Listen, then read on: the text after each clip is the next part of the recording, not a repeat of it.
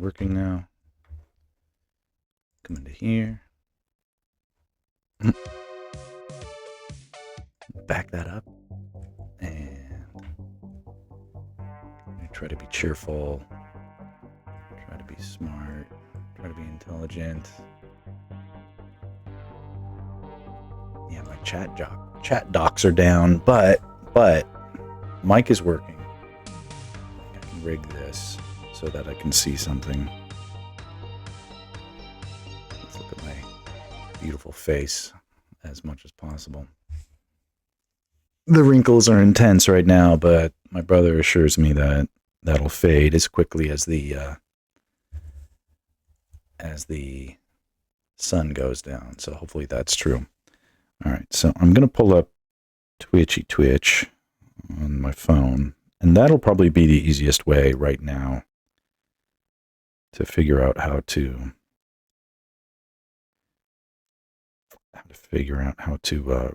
see and respond to chat.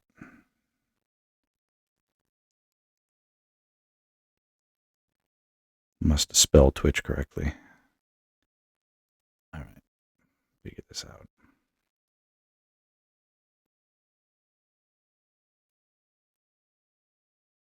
That looks like it's worked. Oh, God. Okay, I'm going to have to just turn Bluetooth off on this phone. No Bluetooth. Okay, hopefully that's working. One viewer. Is that me?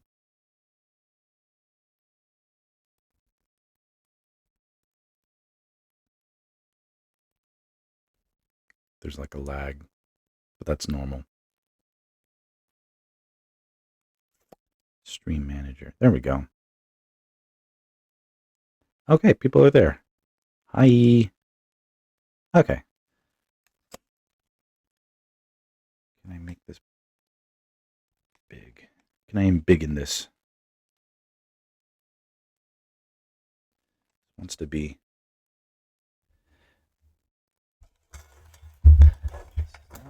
Particularly the most elegant way of me doing this. All right, so it's silly. Let's put this back. All right, there's going to be some silliness. Let's not worry about that too much. Maybe I can make the chat dialogue bigger.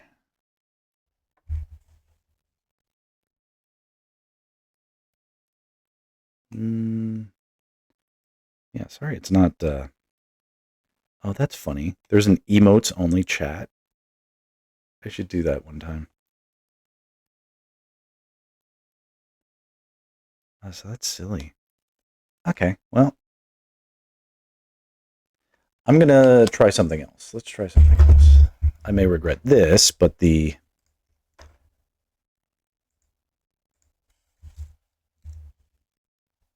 think I can stack this so that I can see just the Twitch part of the stream.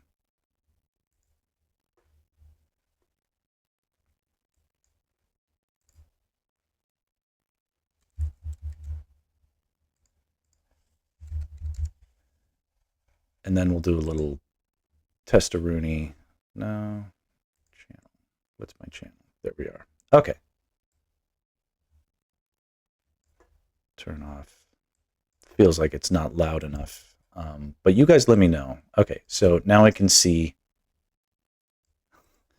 Like, I sense my brother coming in to help me troubleshoot. I don't know if that's needed, but it's okay. As long as we're streaming, we can make this work. Okay, loud enough for you? Okay, do you kind of hear the music as well? You don't have to hear the music. It's not the most crucial thing, but I like to hear it for myself, and then I'd like to think it doesn't bug people. I turned it up just a little bit, and I'm turning it up more in my headphones. And mostly, I just don't want things to be... You can't hear the music a little bit? The flood of emotes. Let them roll.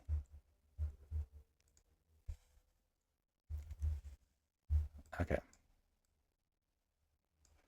Get this back into the world. Yeah, we do want a bit of music. So you don't hear any of it? Let me see what's going on. Oh, interesting. The audio capture. Let's see here. But you hear it now? I think it just might have been turned off for that screen. It should be playing now. Yeah, okay, cool. Now, since this is a comfortable speaking voice, is this more or less, you hear the music, hear my voice, doesn't feel too bad? Lower it just a tiny bit? Okay, no worries.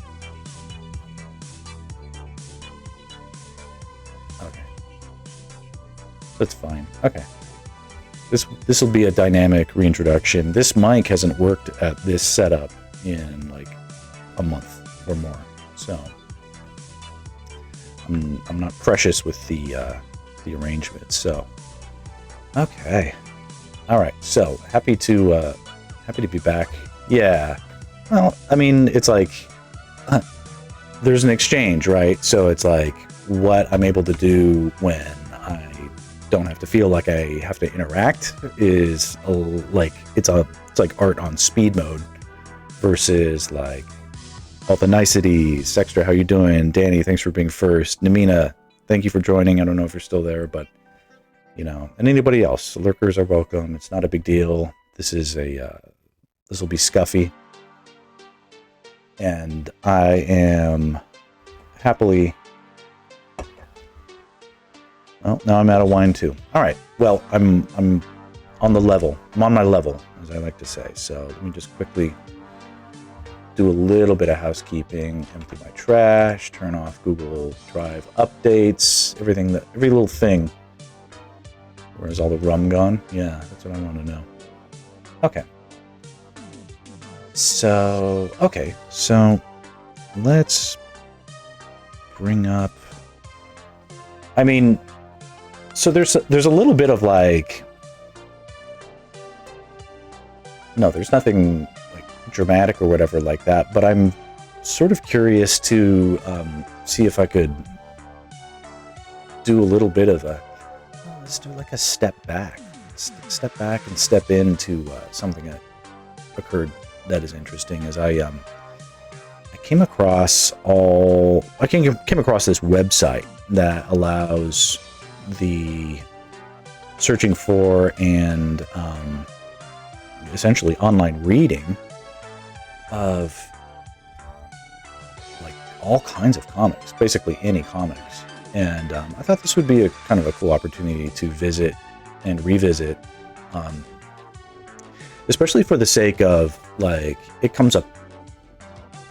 Well, I don't know if it comes up all the time necessarily, but it comes up in like my thoughts, like, you know, how do artists get good? How do you know, whatever. And I think like at this point, like, because I'm like trying to like be a teacher, at least this is like Skillshare or like process demo, is like how do we get there, like where we want to be from where we're starting and stuff like that. And what's interesting is just this yesterday, I was like, can I look for like old comics online and see if I can show like what is the difference between like how a comic starts versus like how it, like, because almost every comic when it starts is like really rough, really bad.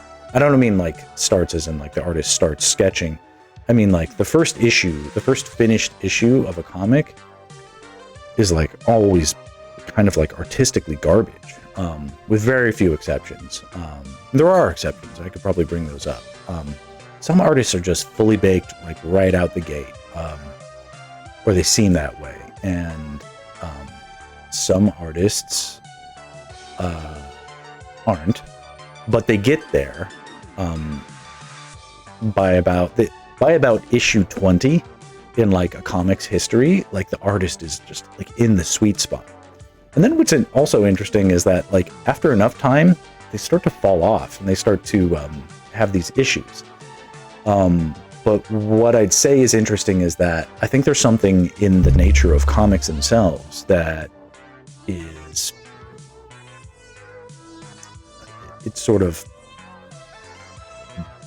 just by the very act of like making a comic, like comics may somehow be like perfect practice for making a consistent art style and refining characters to perfection and sort of delivering on those types of things. And then this is also sort of like an opportunity where I can be like, you know I've talked about in the past, like, hey, like I'm interested in like manga and anime art styles too. In fact, I was an early adopter of that sort of thing. And in fact, that influence comes through my dad, who is himself is like a, what would be the term, like a Nipponophile, the Japanese, art of like Japanese culture and stuff like that, right?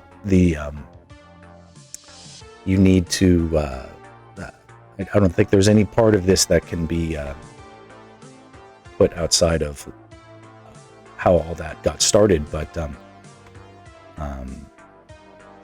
some of my earliest favorite comics, I think, let me just go here with the, here we go.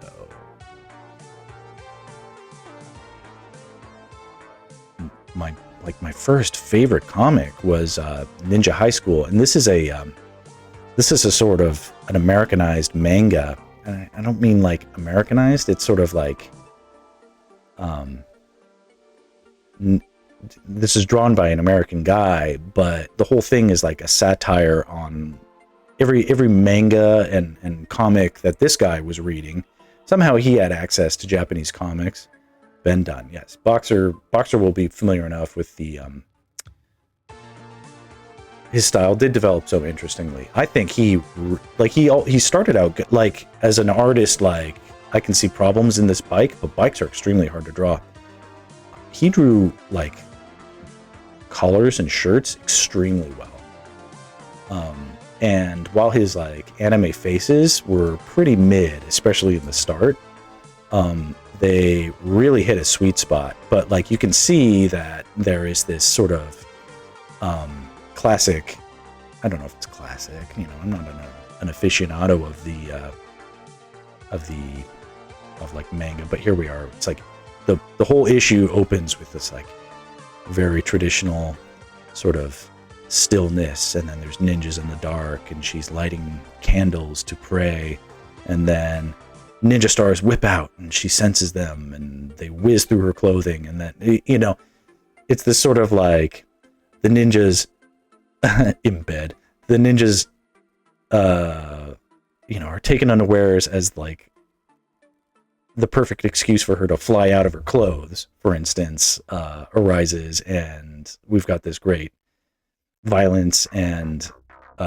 action and humor, and never mind the perspectives off, and like the head is way too big for like this foot and whatever. It's all about the action and the speed lines. For me, this was like exotic, and I was reading this at like 6 or 7 years old, so you have to like put all this into context too. Like, if this wasn't like amazing examples of like Japanese art or whatever, like, I didn't know that. For me, this was the only thing on the shelves that looked like it was an X-Men. So I was all about it, totally into this sort of different kind of storytelling.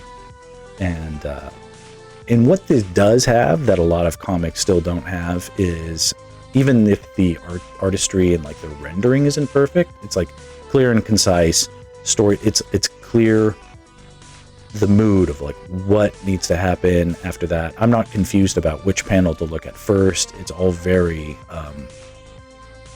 this is funny, right? This is like a trope, right? The like old man throws off his jacket and it turns out he's like super ripped, right? The principles are all there. They're not perfectly executed, but like, and like, okay, so yes, this is a trope, right? The old man throws off his thing. But you got to understand, like, this was an American comic at a time when Japanese comics weren't available to American audiences. They just weren't ported over. That was what this guy did. Was he basically, I don't know anything about the artist, like his personal life or whatever, but what I imagine is that somehow he had access to all these authentic Japanese anime and manga inputs, but then recognized that there was absolutely like no option for anybody to read translated versions and or any sort of equivalent to American audiences. Like there's like how can one? He probably was like, how can I share my love for these comics the way that I love them when no one knows how to access this stuff? And what he's like, whatever. So like this is like his love letter to the genre, and this came out. Let's scroll up here. 1987. This is interesting. So this is probably worth reading. Let's just read this. Let's just read this. This is worth it. It says, in the beginning, the inception of Ninja High School started long ago based on my fondness of Japanese animation and animation in general. All I did was channel these influences into something that would both entertain and provide a creative satisfaction. Many have asked where the idea, or rather the title, came from. Those of you who are familiar with the inane type of humor that permeates Japanese animation, like Urusei Yatsura, another big influence on yours truly is the Lum comic, which is that, Urusei Yatsura. Project Eiko, which I found to be middling, but the influences are here. Sasuga no Surubatai, I don't know what that is. Prefectual High School, Kimin Gumi, I don't know what these are. And its ilk can see where this book is coming from. If you're not familiar with such shows, don't worry, you don't need the reference to understand the humor that lurks within these pages. Ninja High School almost didn't make it. When Antarctic Press was looking for new title ideas, we decided to first pick out an existing storyline from our anthology book, Mangazine. Later we decided a superhero title should be added instead. It wasn't until a trip to the comic book store that we decided on Ninja High School.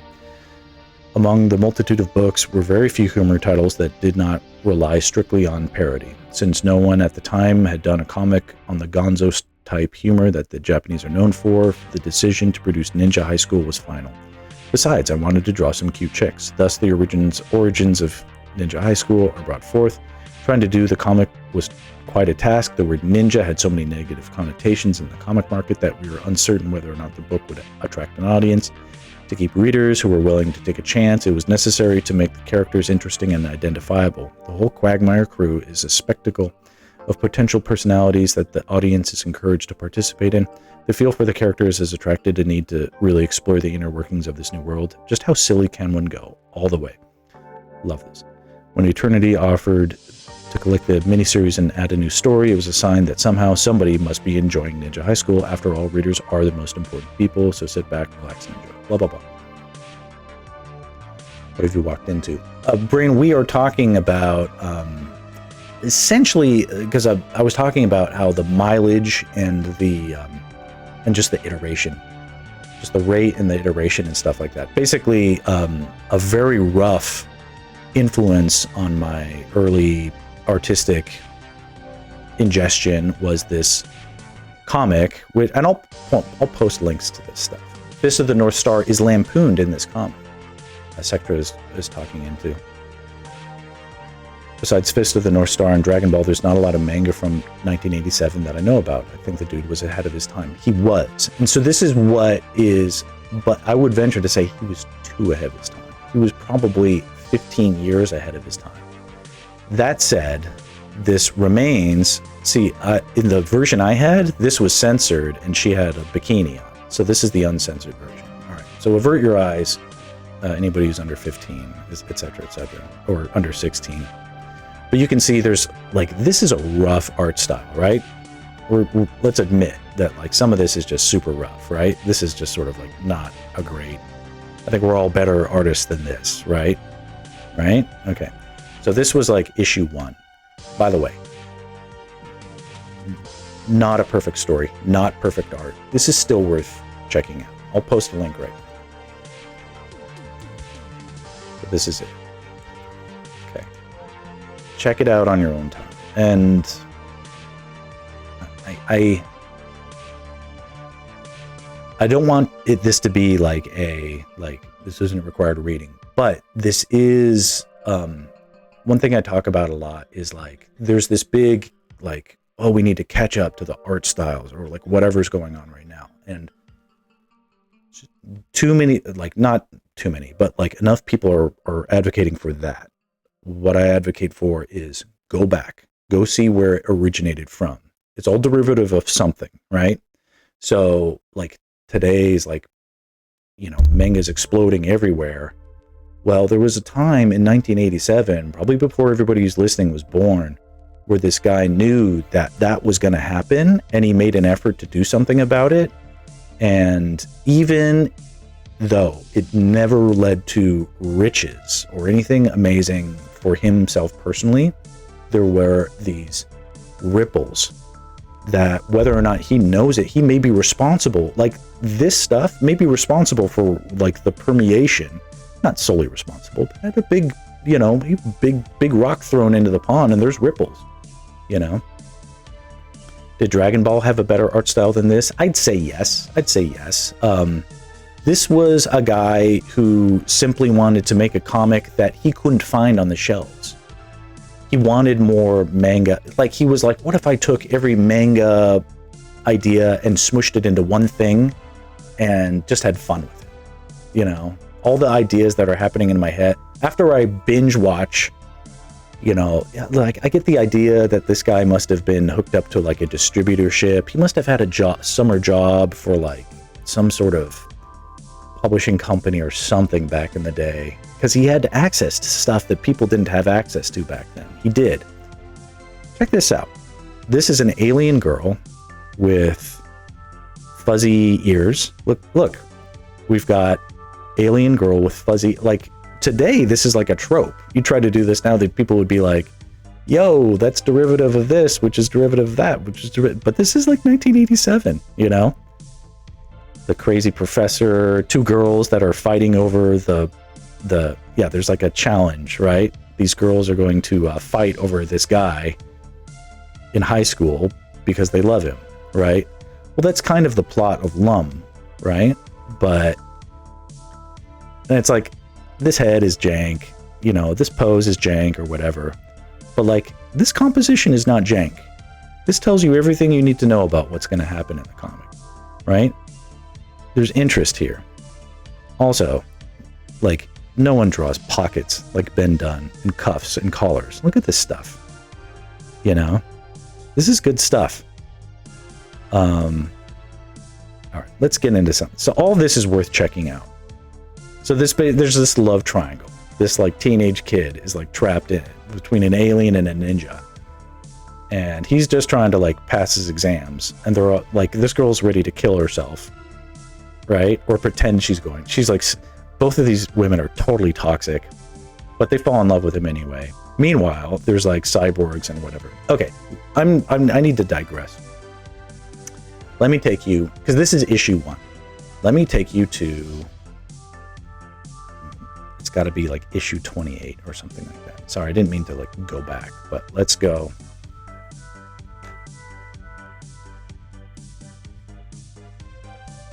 Is this it? Okay. Ninja High School. This website, the Read All Comics or whatever, you can find almost anything here. It's pretty amazing. Okay, so that's the trade paperback. We need to find volume 1, and we need to go to like issue,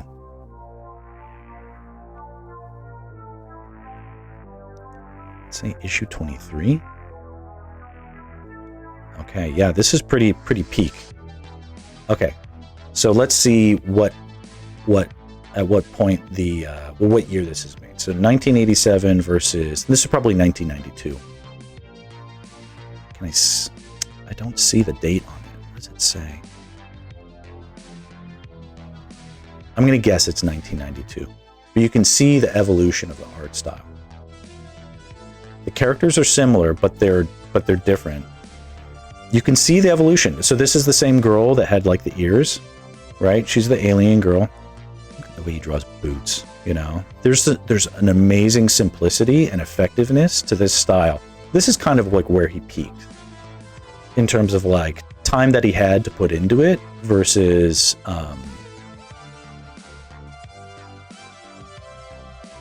like just the tender care put into the environments and the acting. It's like watching a movie, basically.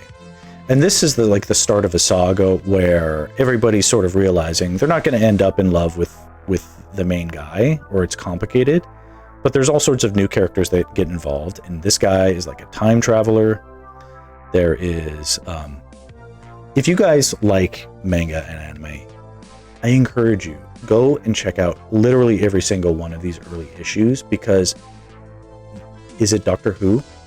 Did I know who Doctor Who was in 1992? No.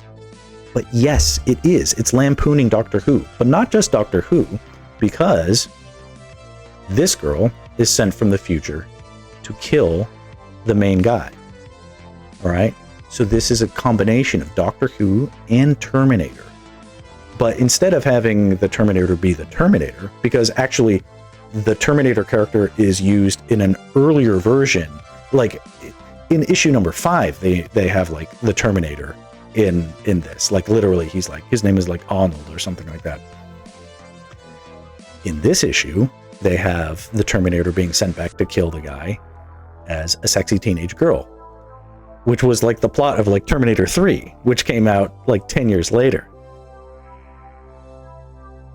She's from a future where the world is destroyed, pollution is everywhere, advanced cybernetics, blah, blah, blah. And it turns out that like this kid somehow is like the turning point of the entire universe.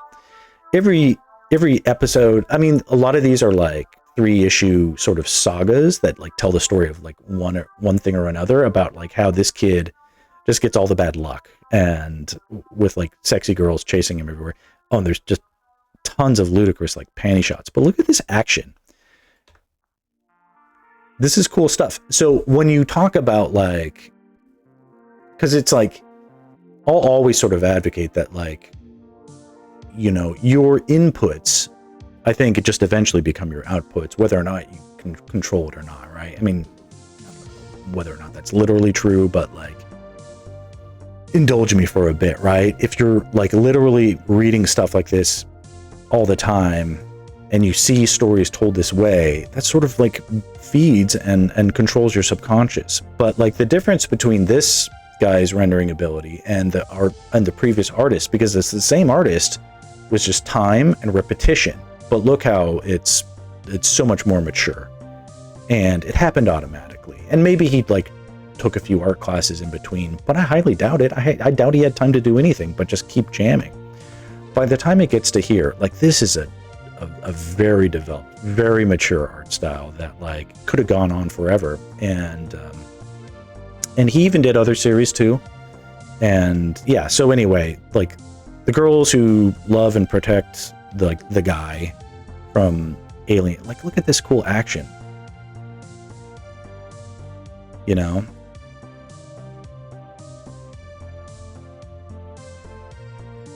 And she has like superhuman strength because she's an alien, and she has cool abilities, like and then more panty shots. Just like slam. Like look at this. Like that's cool. Composition, like execution, and then like speed lines and all this shit. All right. So I think that's like Nazis. They're just tons of like everything's included in this stuff. I could go on forever and ever about how this stuff is. Then later on, she needs more battle armor, so she totally mechs herself out like a Decepticon. All right. That's enough of that. Okay, so let's find a different one. I keep doing this the wrong way, where I like bring up all my links on site. All right, we don't need to. Maybe I'll do more of those another time, but okay, only because like I really was influenced by this is and people might have heard it, but the Gold Digger comic was, for me, it was also just like really, really amazing. And if we look at the first issue, like this is good. It's good. It's not bad. You know, it's not the same thing. Like obviously this is I could make Link comics. Oh yeah, that'd be cool. This guy was already sort of like a professional artist at the time and a fan of Ninja High School, because this came out in like 1990 or something like that. and there's all these like fun little jokes and like compositionally and like artistically, there's a lot to there's a lot of good comparisons and a lot of differences between the two, and stylistically, like there's a big difference. But Gold Digger had a huge influence on me artistically, and by the time I remember reading this and being like, I want to be a comic book artist when I grow up, because I was probably 12, 13, 14 when I was reading this. And again, it's like just a motivation, like to draw cute chicks and all that. And there's a lot of similar themes, where it's like the lampooning all sorts of different manga influences. But actually, Gold Digger had a lot of influences with tabletop RPGs. Back before those were really kind of mainstream. Like, so a lot of like if you're into like World of Warcraft or whatever like that, you'll see a lot of that, except this was a billion years before World of Warcraft, right? So there's liches and undead stuff, and this was super prescient as well, because this is jam-packed full of like furry content, basically. This is like no joke, like okay, here's a dude who is like super buff and sexy, and he's like an anthropomorphic sex beast, and like they're about to do it or something like that, except she doesn't realize that he is a shapeshifter or something like that. It's a trap, right? And then there's all these werewolves or whatever, you know, and it just goes on and on and on, blah blah blah blah blah. So I'll have to back out of this, because actually this art stayed good through a long time. I'll do another stream later on about how artists fall off, but I'm not exactly sure why that happens. But if let's check out, no, not that one. Gosh, who knows? This looks pretty decent, but like, this was about the sweet spot for the Gold Digger. It wasn't really the sweet spot, but like, you could see there's an evolution. So like 20 issues later, there's this kind of step up in sophistication. But all of this is fun to read. I really want to encourage people to like step through this stuff. Well, like, not fall off art. It's like, it's a fall off artistically, but like, I would hope it's not a like artists are doomed to do this. They don't necessarily do this. Let's see, Gold Digger 27. Let's see where this is. Okay, this was close to where I felt like the peak was, and then afterward things were falling off. But like, when I was reading this, and what year did this come out? Does it tell you? 1995. So this was coming out in 1995, and like 1995, like, it is a burnout where I think what happens is like, yeah, this cover is pretty hot. Yeah, there's like a bad guy, Return of the Lich King. This is like a harpy. This character she's one of the sisters. This little shrimp, if you've ever seen Rocky and Bullwinkle, he's like Peabody and Sherman. He's like a send up of like the little boy and the dog. Like, he has a dog, intelligent dog too. So this one feels a little less anime. I feel like this is still very anime, but also sort of there's plenty of sexy stuff going on in these. But like, anime is like a weird sort of like spectrum of design. But I, personally owe a lot to the storytelling and like some of this action stuff, like really cool stuff. There's always, so in all this stuff I'm recommending, there's like action. It's a fusion of Western and there's a synthesis happening that I was drawn to at the time, and it very much is there. Okay, I don't know if we can properly find Lum.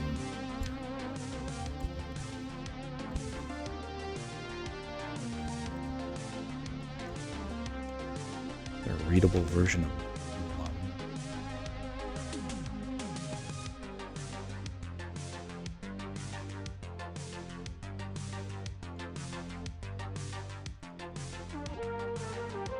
No, I don't think so. But Lum was like good straight out the bat. That's not, yeah. What I'm kind of talking about is like how artists over time just get better just by keeping it up, and like comics is a great way of sort of making that happen. But all right, that's been enough of that. Let's maybe here. I'll put this in the chat too.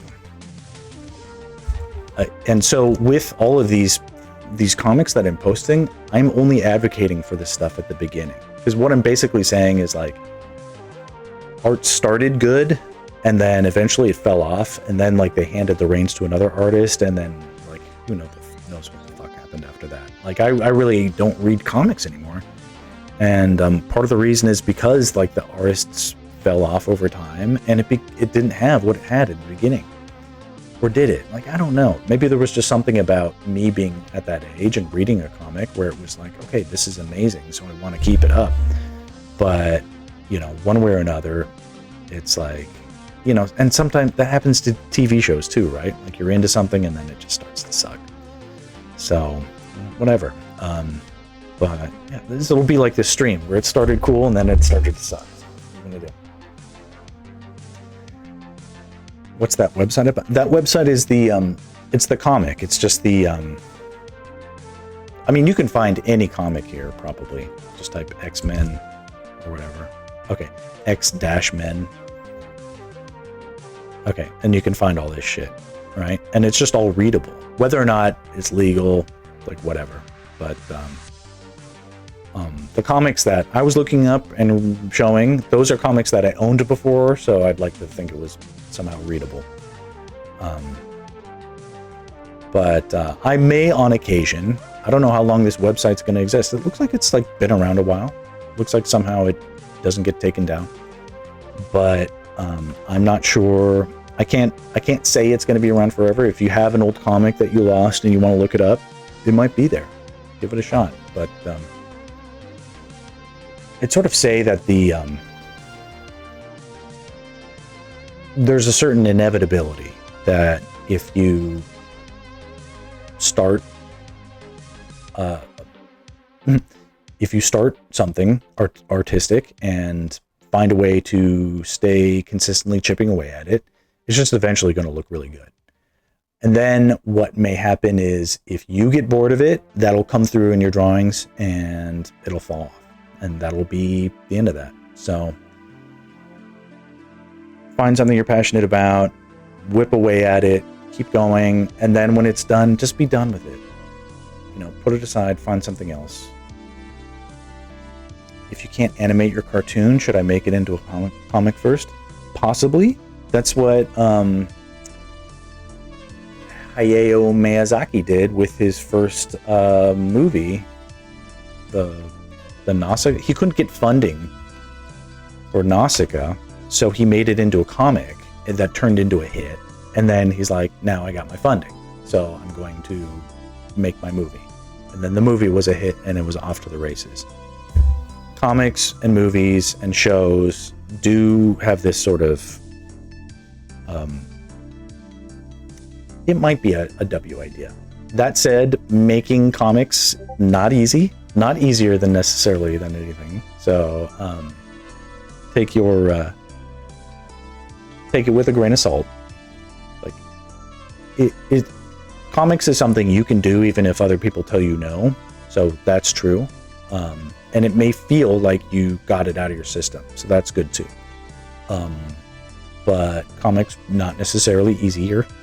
And yeah, but it's been done before. Yeah.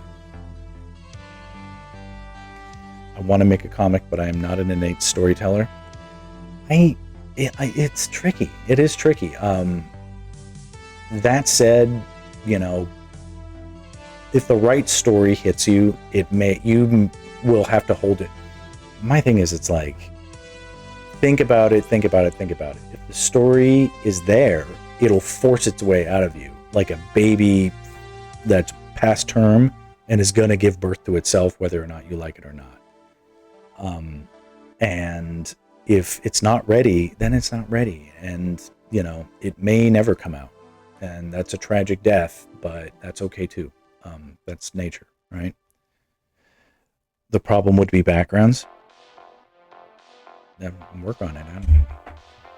I don't necessarily love drawing backgrounds either, but like if you can practice perspective and other types of stuff, you might it might get easier. Yeah, there's comics out there with very simple backgrounds like manga, the Korean comics. All right, let's do also a quick, because this is the ultimate like guy who sucks, and it's not like he sucks, it's just we all know who Rob Liefeld is, right? There's a obviously famous comic book artist who created Deadpool, right? But his like first personal comic was Youngblood, right? I saved all these links, but like there are, see, like look at this background, like what's going on in that background?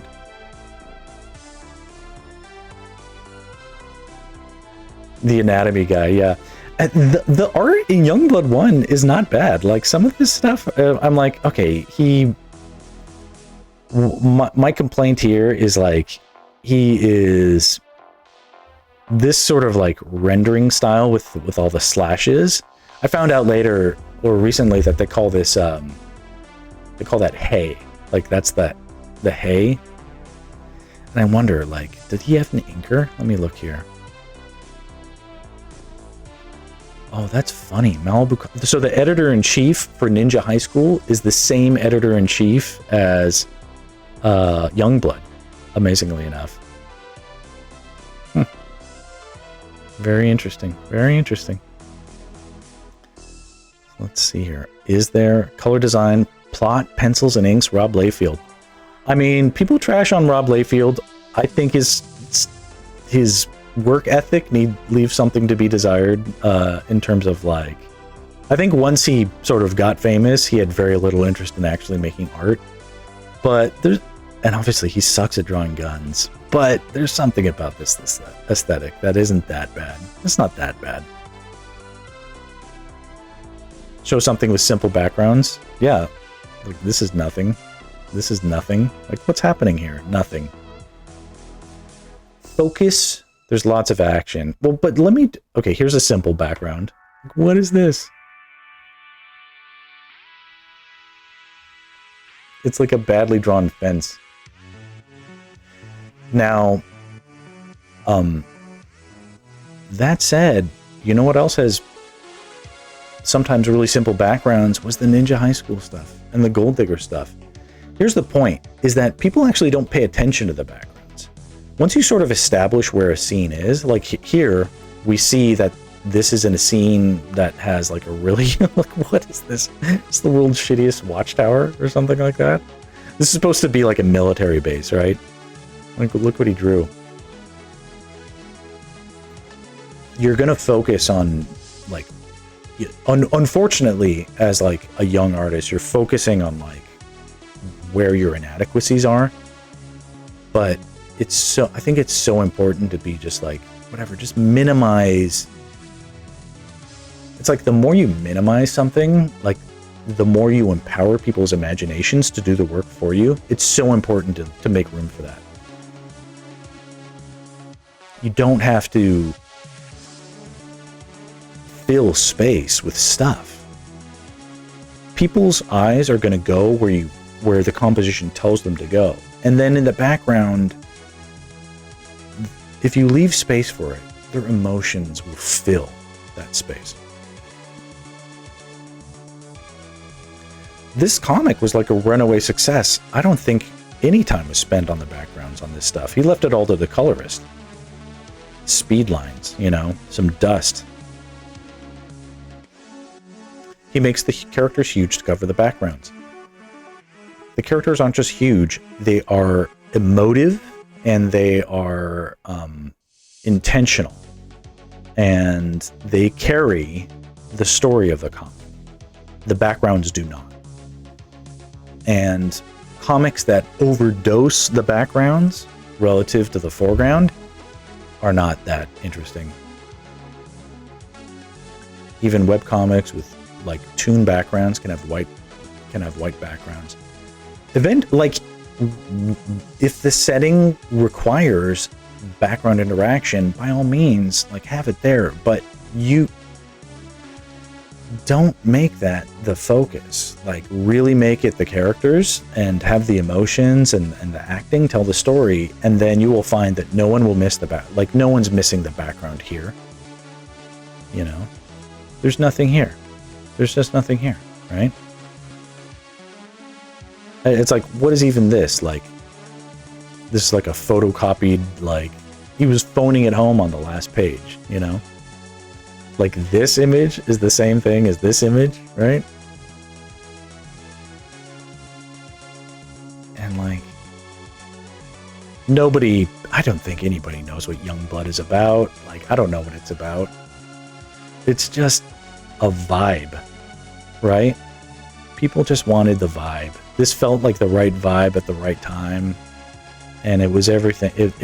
Everything people needed it to be about, like, just edgy repudiations of like what felt like too stuffy Marvel characters. Like, they found their reprieve in this, and that's what it was. So, okay, let's put this aside. This is one thing I can't stand, is like people who have art streams who don't who don't make art. Okay, let's do something. And now I should say, I don't know what I should do. Should I make like a masterpiece? I don't know if we have much time. Let's check my okay, I got 70%. Gonna make something. Okay, so my advice, my best artistic advice, is not like do things differently. Like, you might be like, I'm dissatisfied with the way I'm drawing right now. How do I improve? And I think like what we're asking for when we ask questions like that is like, where's the magic bullet to get from where I am to where I want to be?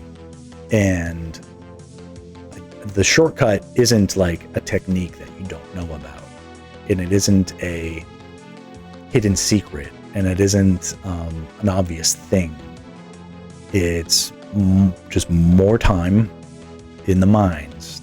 You know, your fingers yearn for the mines. This is your pickaxe, and you must tunnel your way out of the I'm drawing shitty prison. Now, nobody here draws shitty. Anybody who's listening to me, you all draw wonderfully. So it's just a matter of improving on your improvements. I'm in the mine too. I'm just, you know, you're back here and I'm further ahead, but there's no difference. It's the same mine and the same tunnel, and we're all just trying to get to the same spot. All right. And I honestly think a really good way to improve is to do studies, but where we're doing things can only get better. Yes, that's the great 80s song. All right, let me check the music. I'm not sure. Let's see. I think this is good, but all right. What do we think? Hey, Zayla. All right, what do we think about me? Because like, I'm in the mood to do something that can feed the social media stuff, but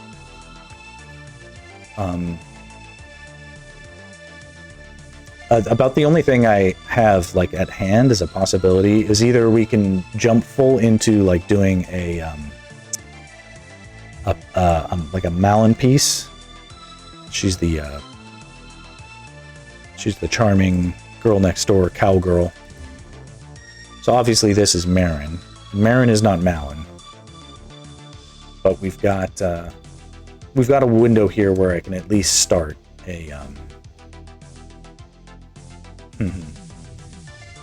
a piece that ends up possibly turning into content or something like that. I'm not sure it matters.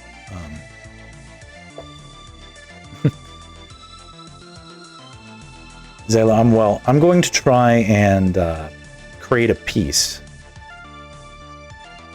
What about incorporating some storytelling into the next Pretty Girl piece? I like this idea. That said, I don't know if Malon has a good amount of... just really quick, Zayla, I might try and stream this week on an early stream.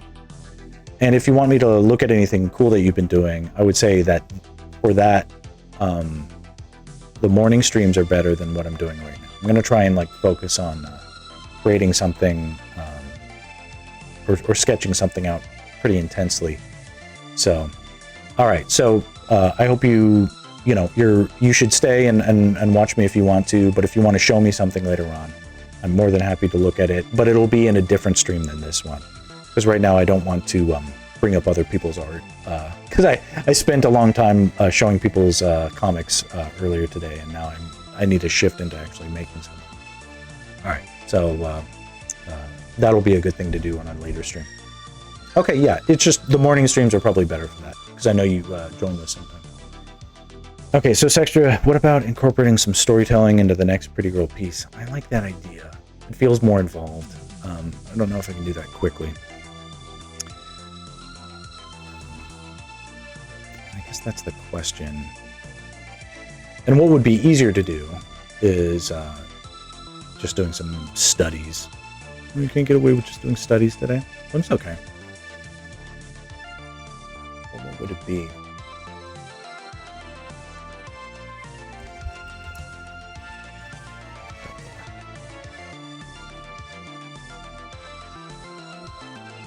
Hold on.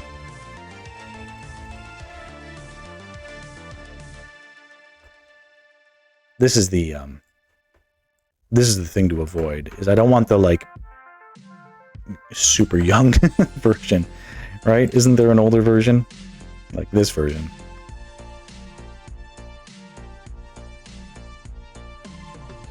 I appreciate this is different. How come there isn't a bunch of like AI shit? This almost looks like AI. This could be AI.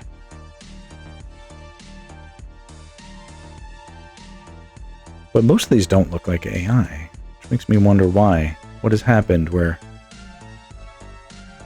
AI slop isn't dominating my feed? Like this looks human generated.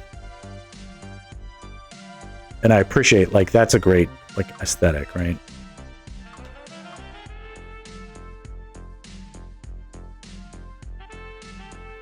I mean, if Malon was on a horse, that would be kind of cool, right?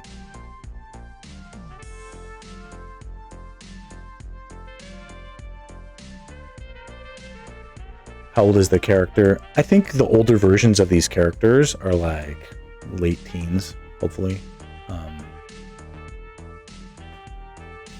We don't need to go here necessarily.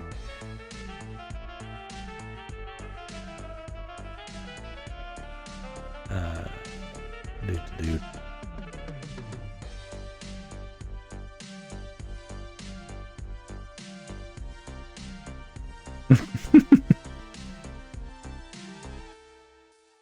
All right, we will. There's a wholesome vibe.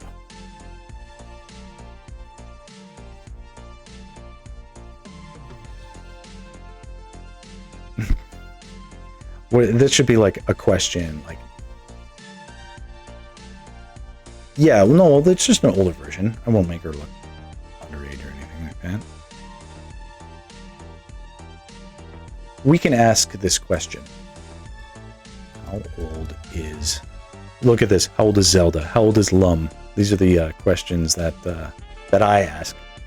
How old is Malon from Zelda? Let's just ask.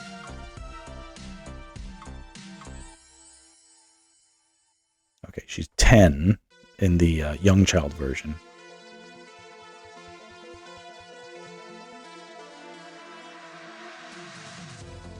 Suggesting a range of 9 to 16.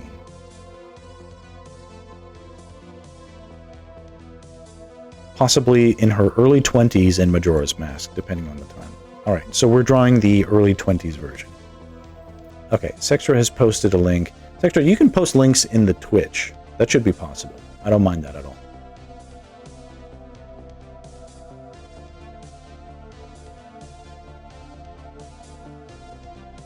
If you don't mind.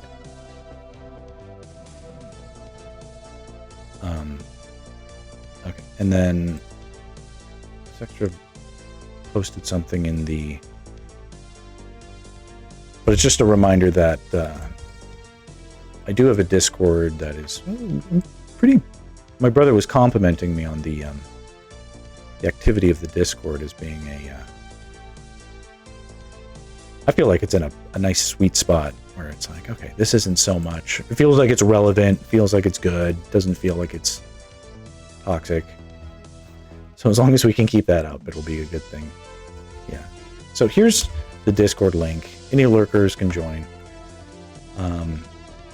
And then here we go. Oh, this isn't a... you just posted a... Which was your favorite one? Oh, here it is. Okay. Malon with a magnum. Oh, that's funny.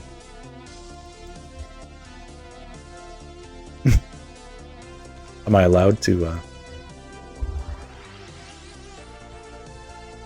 I can post this here. This is just what Sector posted, but...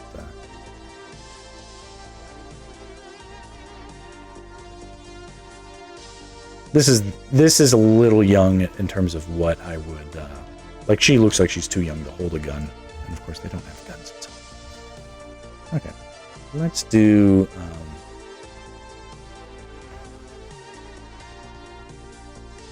okay, we're gonna be... Let's be somewhat ballsy. BB gun. No,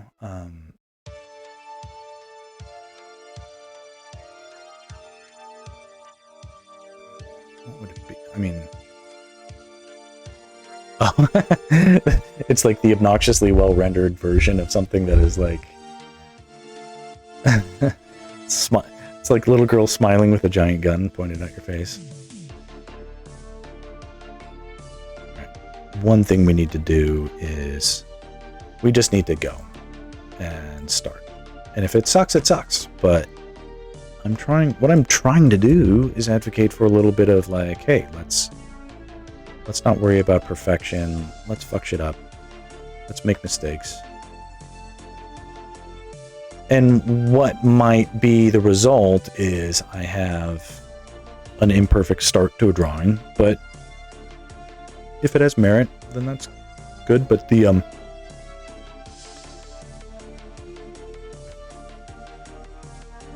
know, I want to advocate for just jumping in and getting the hands dirty and experimenting, because it's like, I think like the fear of failure of execution, while extremely valid, it's like, no, I'm not doing any guns. I'm not doing any guns. This is not happening. But no, we're just gonna do like a straight Marin piece. All right, there may be storytelling, but it's gonna be one of those things where it's like, we'll find the story as we go. And we need to start immediately, because for all I know, I have like an hour left. Let's check my headphones. We have... it's 66%. At best, that's like 2 hours. So, I wonder if I can ping my brother to bring me more wine.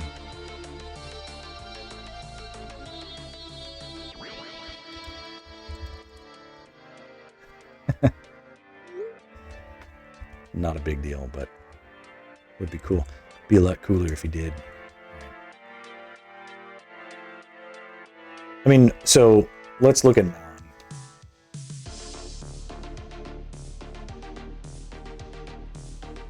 Where do we have her? Okay. Malon adult. Let's constrain ourselves to this aesthetic.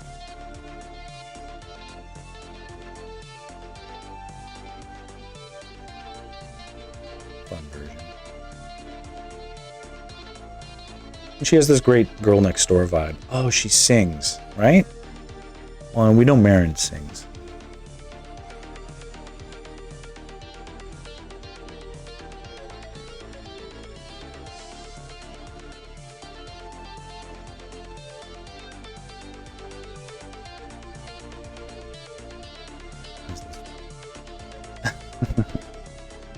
Memorable side characters. Mm-hmm.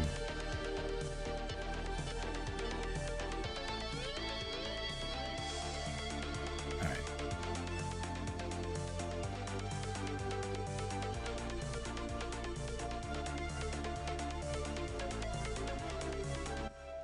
Yeah. Oh, she got some big feet.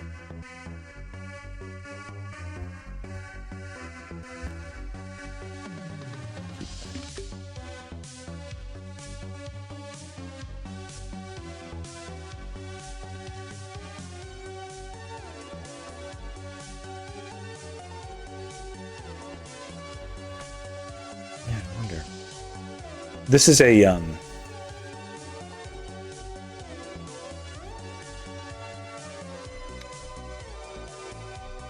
we always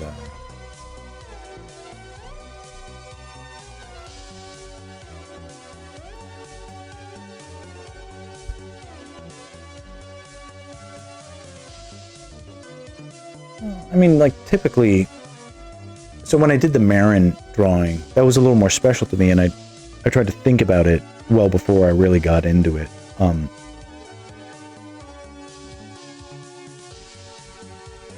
Yeah, well, let's, you know, making it a challenge, I think, is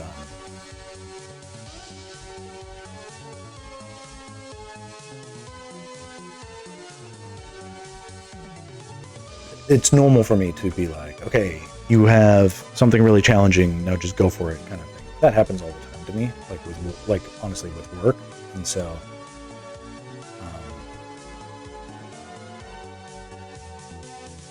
but we'll think through some of the, like, thought process, right?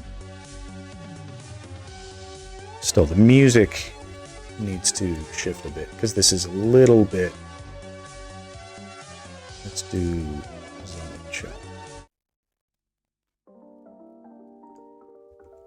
Okay, I think it's something that is a little bit less hurry up and draw, and a little bit more like, all right, how are things flowing? Bring some of these references around, arrange things a bit nicer.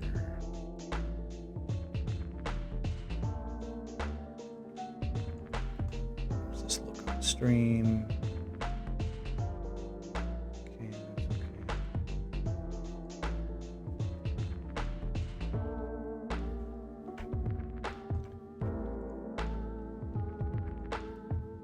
Here's the screenshot.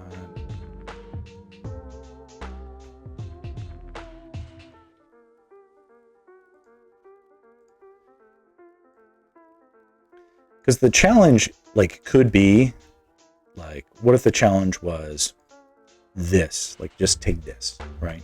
Low poly, but make it just sell the fucking hell out of it. How might I do that?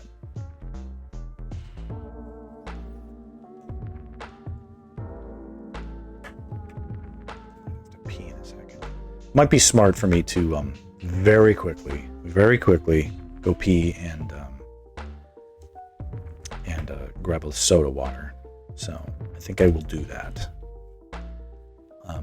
So also, this provides thinking time. So I'm gonna BRB.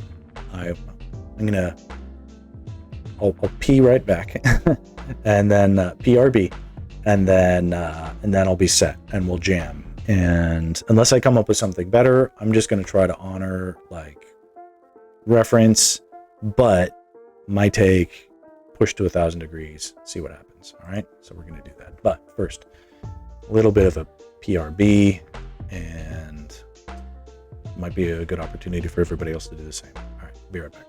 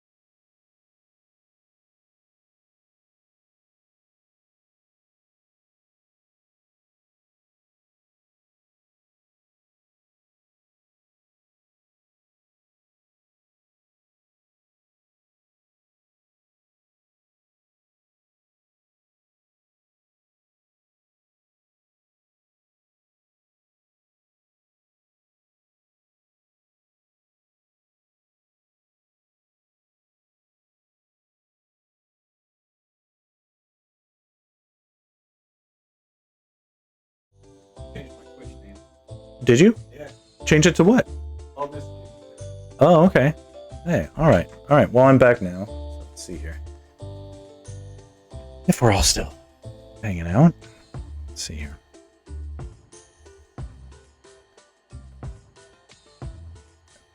Interesting reference. That's the we had a joke about that the other day about interesting as the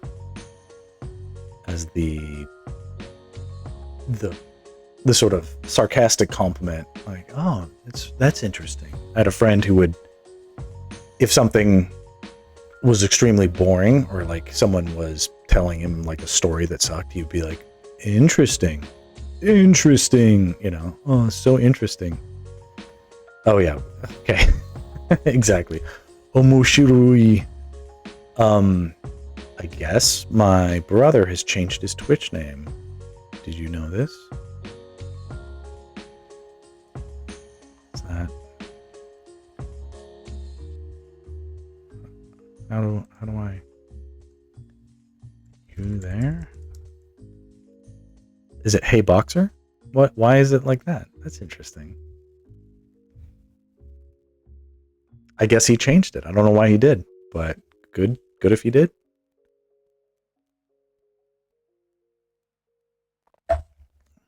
I mean, we're not really potheads anymore, so I don't know if the 419 is the All right. Let's disavow all that. Let's pretend like we're going to be productive. Okay, so here's another little tip. Hey Boxer. All right, cool.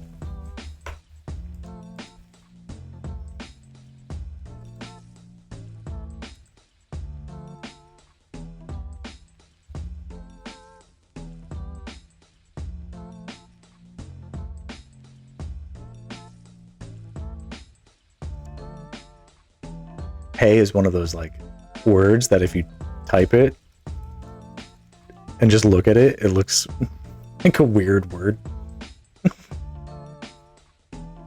Which makes it perfect for you. So that's good.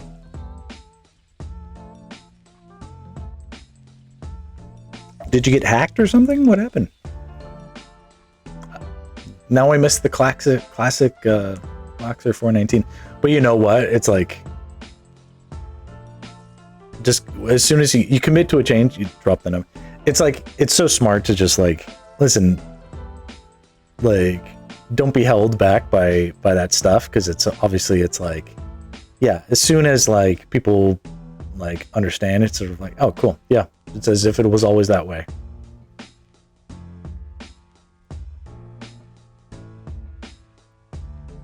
I understand the uplifting part. Yeah. I had a Boxer, you broke this rule the other day, but you posted one of those Pepe frogs in my chat or the Discord, and I actually have a rule against that, and it's not like it's like forbidden or anything like that. It's just I don't find them to be like, I do find them to be funny, but the reason they're funny is not because we are, yeah, not those frogs. It's the Pepe frogs. The Pepe frogs are basically the sort of like, there's so much baked into them, but mostly it's sort of like this like self-deprecating kind of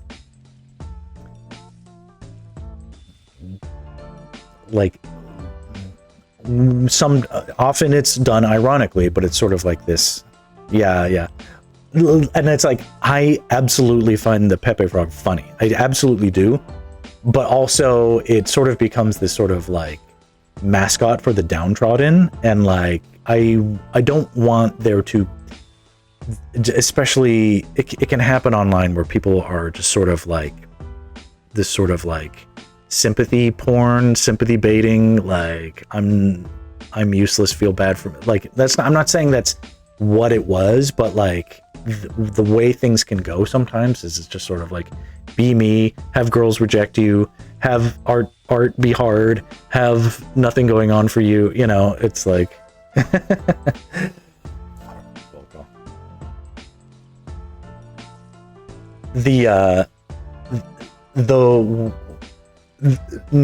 nobody did anything bad, but it is one of those things where I was seeing it happen. I'm like, I don't want this to be something that perpetuates, because I felt like it would. And the fact that it does that, it has this there's something about it that resonates. No, I want to be honest with people about this for a second. There's something about it that is valid and real, but unfortunately,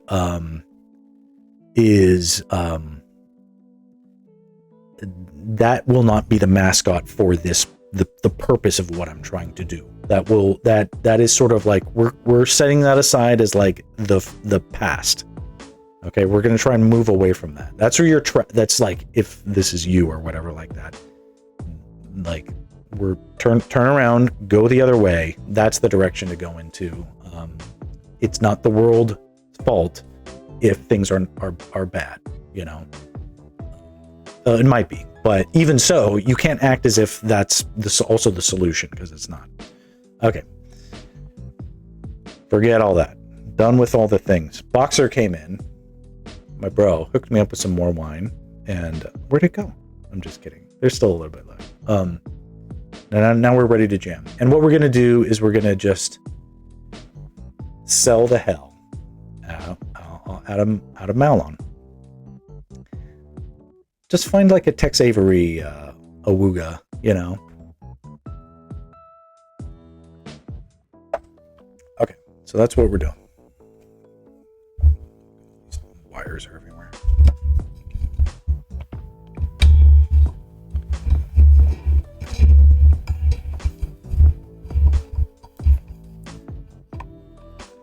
It's like, it's not toxic positivity, which is bad, but like toxic negativity. And it's like, I don't understand, like, it's not something I've like thought through or whatever like that, but feeling like you let it go. It's just not something that those aren't vibes that when I was young, I was absolutely like that. But hard, I drew my way out of it, and it's important. Okay, all right, we're done. We're drawing now. We're drawing. Okay, to that point, here's a little hack. Probably most of you guys are drawing on a canvas that is too large. So this size of this canvas is 2000 by 2500. That isn't that large, is it? Actually, this is twice as large as the art that I draw every day as a living. And you make yours big. Do not do that. Do not do that unless you are printing out a giant poster. That is my advice to you.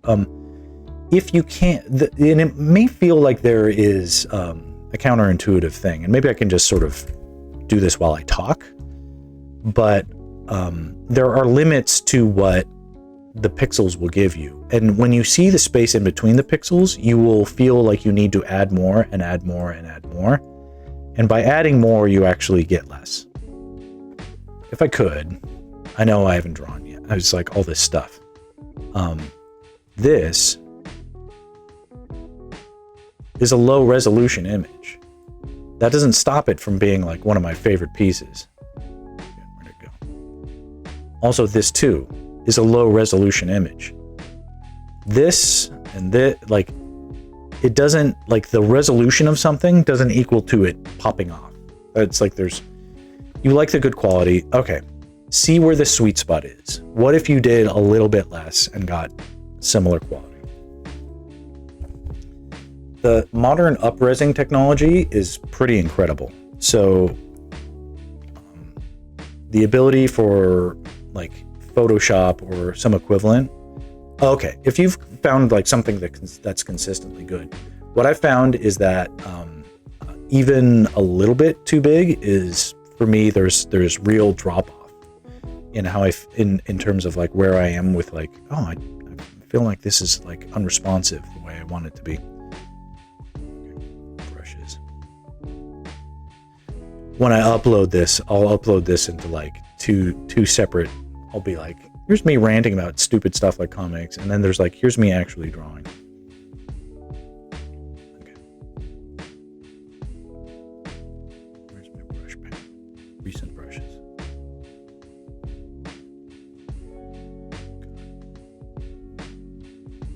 Here it is. Okay. I think it's this one.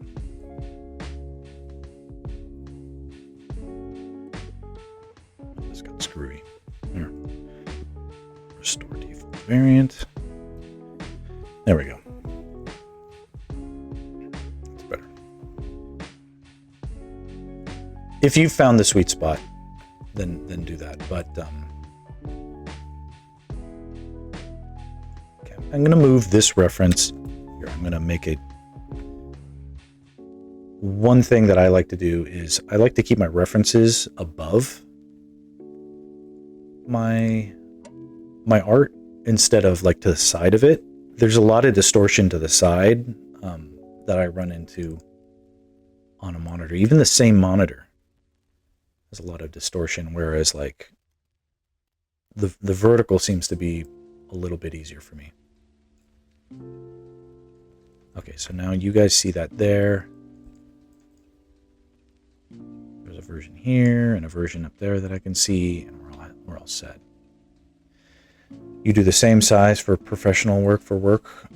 My professional output is, so like the stuff, so if I click here, you'll see something that's professional, and the output is 1280 by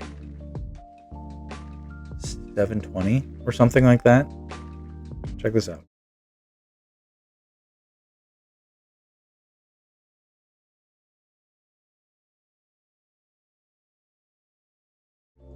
So that's what I generate, and it's 1280 by 720, that's standard HD.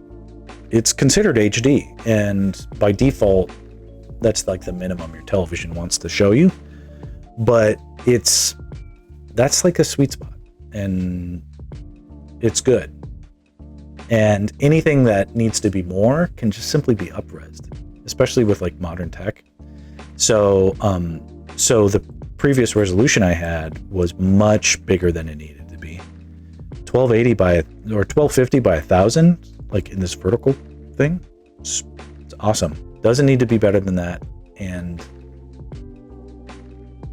because like when you see something on like online or whatever, it's always a shrunk down like image. Like you get out of it what you get out of it in that first instant. You know whether or not it's good. It doesn't have to be super high def. All right, here we go.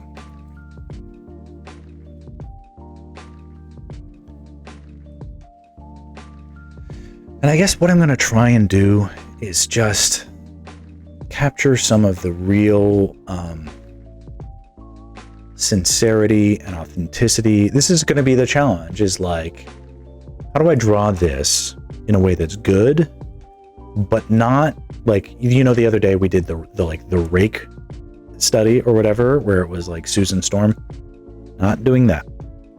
Not doing, like, she's not, like, everybody draws this girl like her boobs are out to like wherever, you know. That's not what she's doing here. She doesn't have her boobs out. She is not super, you know, developed that way in this reference. And that's the reference. This is the one that, you know, we're going with. That's the assignment. No booty. It's like, that'll be a different assignment, but that's not this one. Okay, let's, you know, because it's like, I don't want to be like, oh, Max is one note where he's like, you draw older Malon holding a gun. Please do. That'll be that. And this will be this. Okay. I'll chat. I'll give limited reference to the chat as I go through, but because Danny, if you click up on the link that was earlier, you'll see the version that Sextor liked. It's like the Pulp Fiction version of this girl, which is somewhat puzzling. I kind of like that she's not looking directly at us. That's kind of interesting.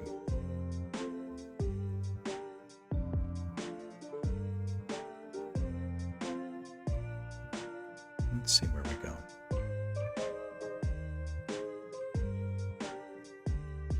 right, we always start with an egg for the head.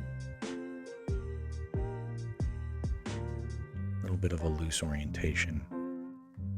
Like a little bit of downward cast gaze. And I like to throw a little bit of that up, whatever that is. I guess Malon has pointed ears, so that's something we should honor. Marin, I don't believe, has pointed ears, which was interesting. Sort of contributing to her dreamlike status.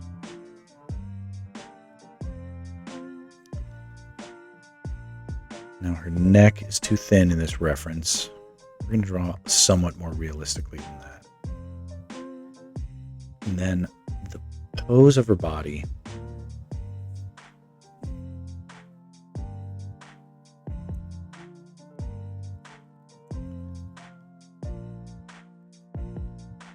A little bit like that.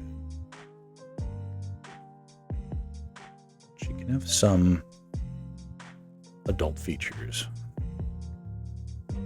without making it adult content.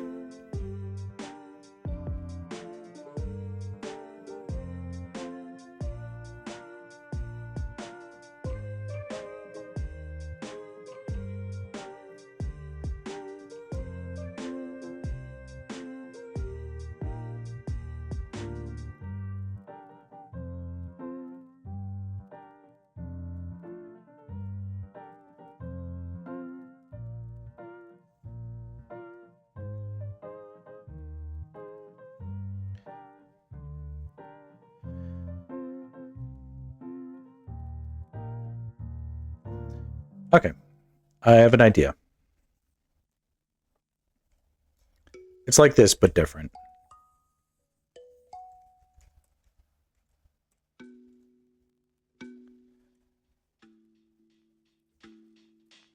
This occurred to me before, too, but I didn't see it, but now I do.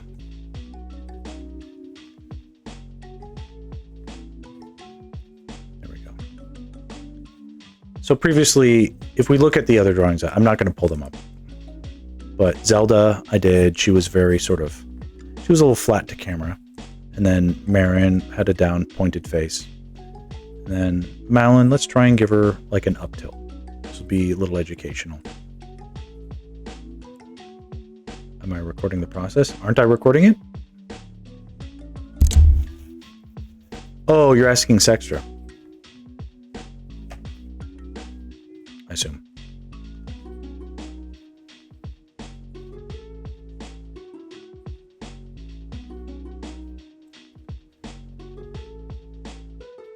So that's the assignment for me right now, is this reference, but instead of head down, looking sort of that way, we can have this slightly different take. A little bit more self-assured.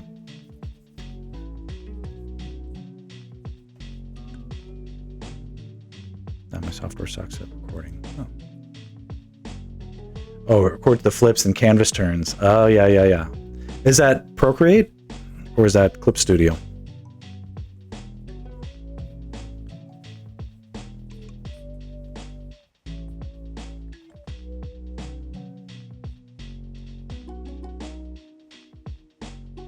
Oh, Sketchbook. Okay, on Android.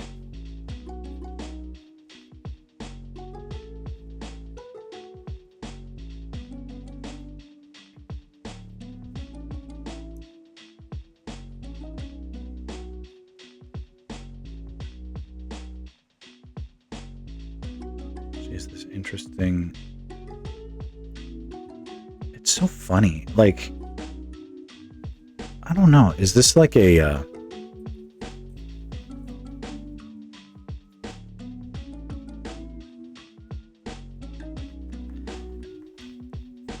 Malon gives off to me like serious like señorita vibes. I guess it's like the rancho like cowboy. There's obviously like some like, to me it feels that way. I don't know if I'm being a total gringo about it, but the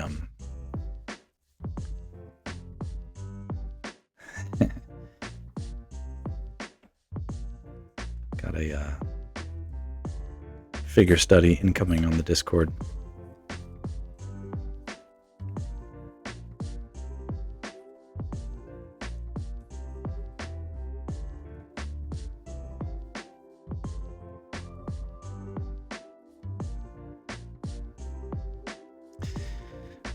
mission, draw Malon unsexy, impossible. You don't have to record. It's like speed paint for the AI allegations. Oh, there's no allegations against Sextra. I think this came up in the Discord today about like, I don't know, various AI takes and AI stances. And it's definitely like, I would definitely say that like artists who have like been around before AI and like proved their ability to draw, like, and if they say, cool, I've done my time proving that I can draw, now I want to explore other tools, kind of a thing. It's like, well, no one's going to accuse you of not being able to draw. But it's like, that kind of isn't the point.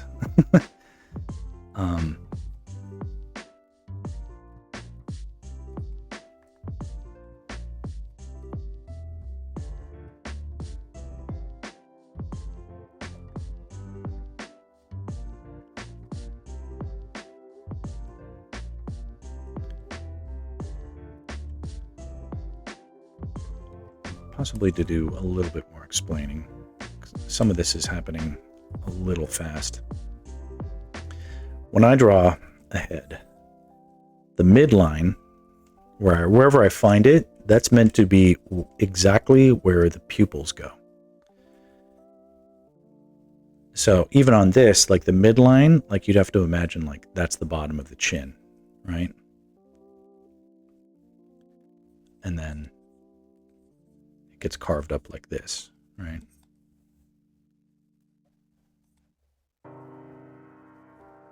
Nose halfway there. And then the same distance, again, one more gets you to the hairline, and then one more is invisible because it's covered by the top of the head.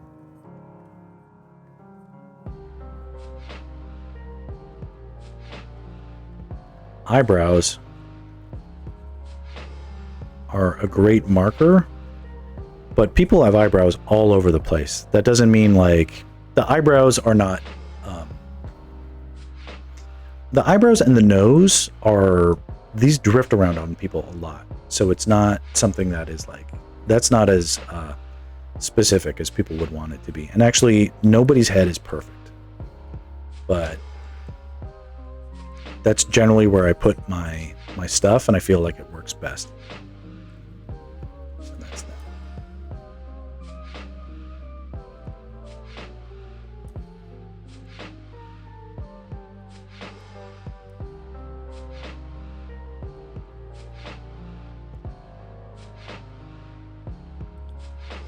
So even if this isn't perfect yet, right here.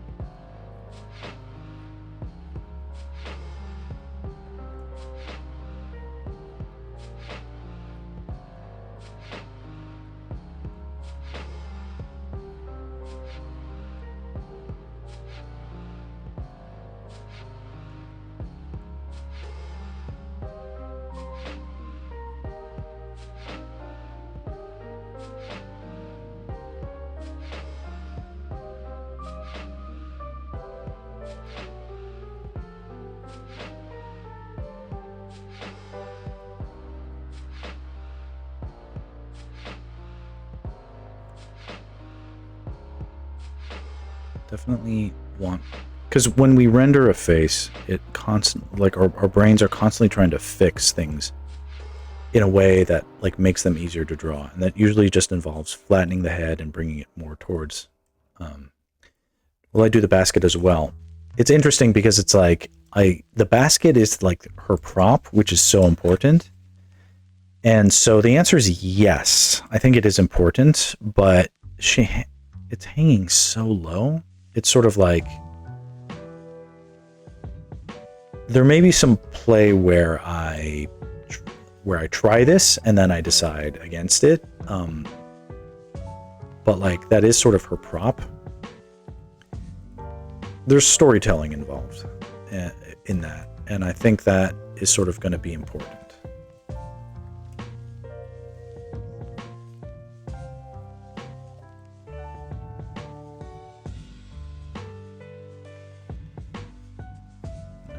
Ever slightly higher. Ever slightly more upturned.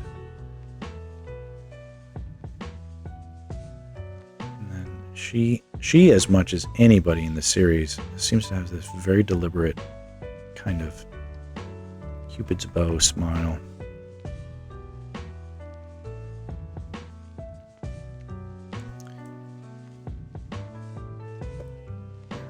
Just draw it right the first time.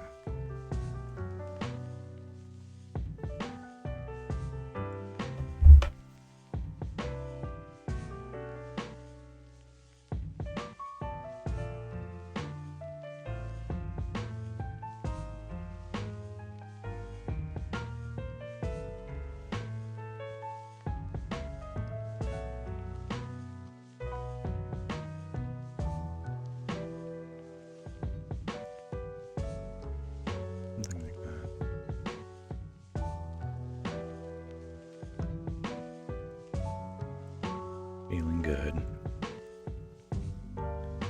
Okay, so let's see what we're seeing so far. Let me save. Holy moly, you get so far and then your computer crashes and it's done. In here we have the germ, or like the the kernel, if you will, of a good drawing. So from here we can get to where we want to be. Let's examine some things.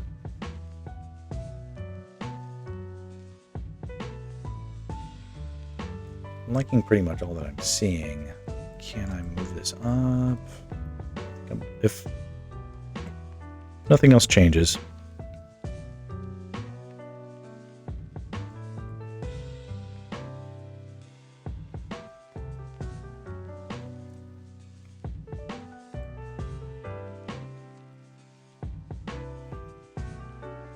Yeah. Well, if we're going to fit the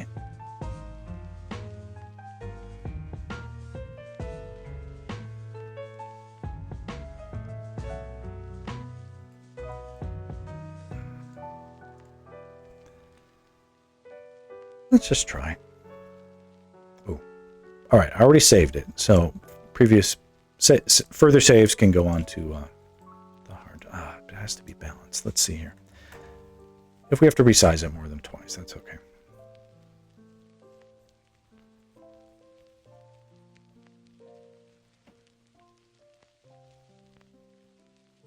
But the important thing is, look what's happening here.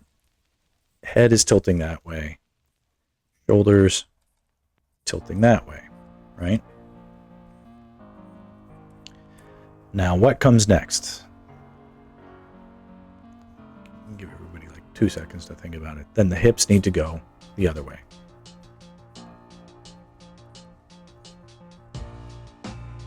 Now, we're not doing a full body pose necessarily.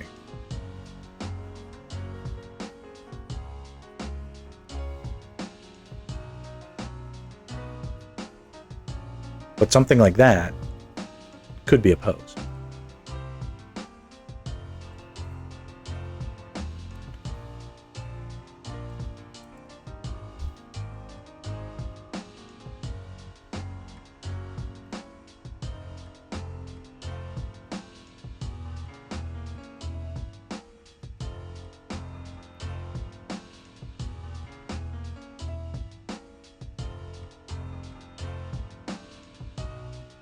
I kind of have an idea.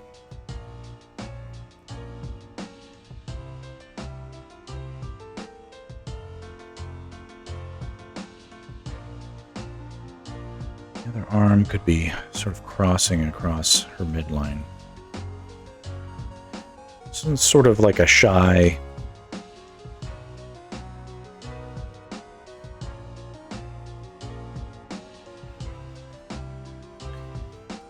kind of see what the pose is doing here, sort of coming up.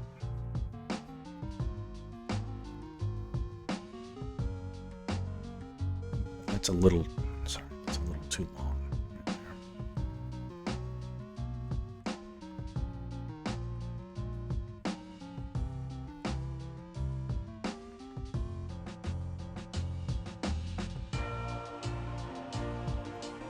there. That might be a little bit more natural.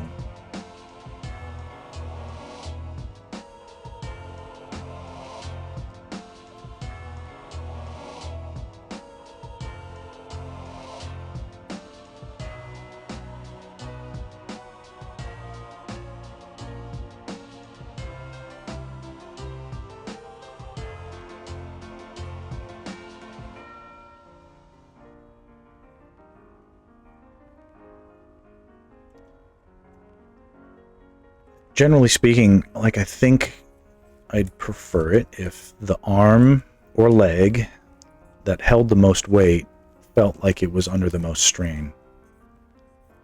So if this shoulder is under this shoulder, then this arm can't be bearing the most weight.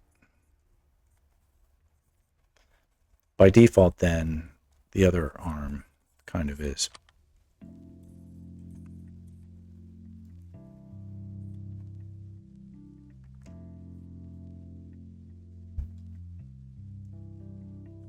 She could be holding the bucket.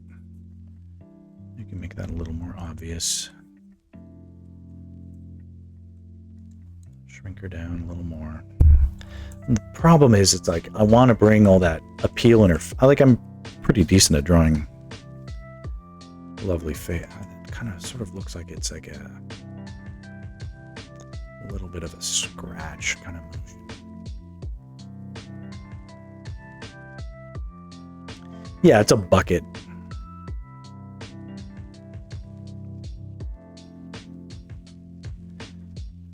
Okay, just because her arm isn't bearing weight doesn't mean it has to be tense like all that. She can just sort of be clutching.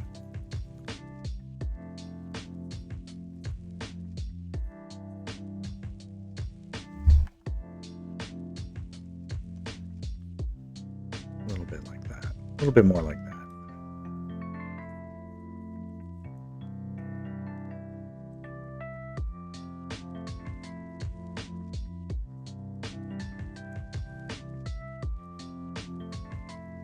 Yeah, it's essentially, she's like a milkmaid, which is half the game, and Zelda is like, you need more milk, go to Malon. It's like, wow.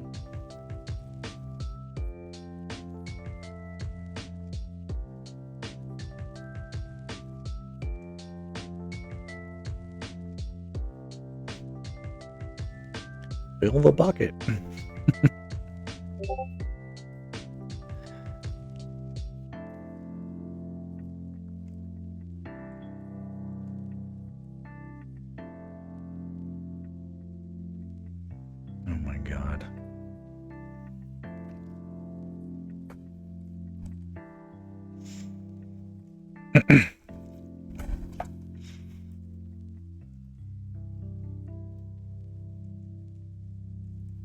Sorry, I got a funny text. That makes me... Alright, if anybody knows of any way to make my art go viral, let me know.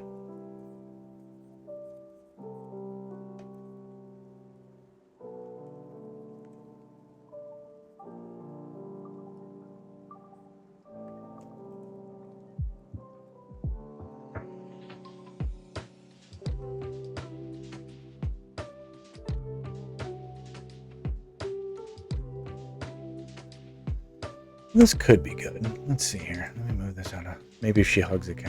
I don't want hugging cows.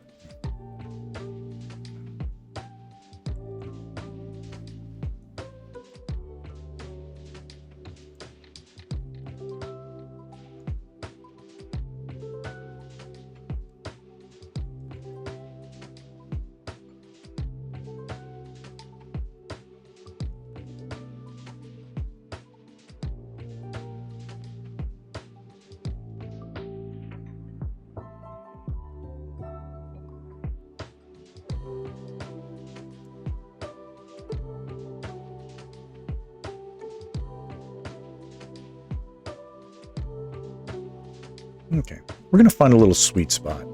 It's just a truth that the cropping of the human body at certain points is sort of like a no-no.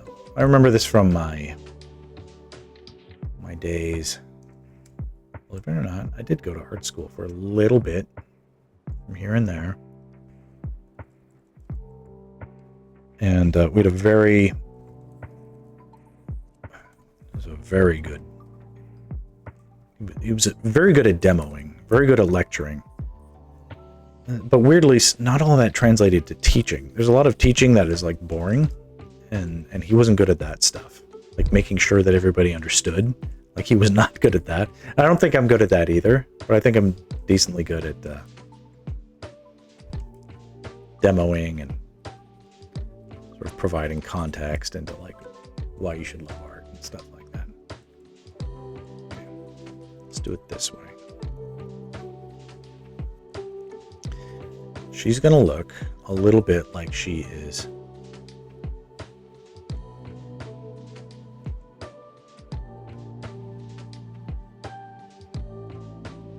she's walking past, and we're gonna get just a little bit of that bucket action.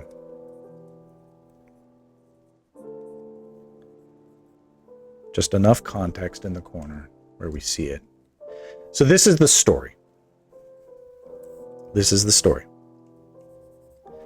And if you're a guy like me and hot chicks are constantly checking you out, and one of the things they'll do is they'll walk by like nothing is happening and you're not there until the last second, where they'll shoot you a glance on their way to go do something.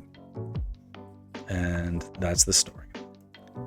She's got a bucket of milk and she's on her way to do whatever she does with the bucket of milk. But it's not about the bucket of milk.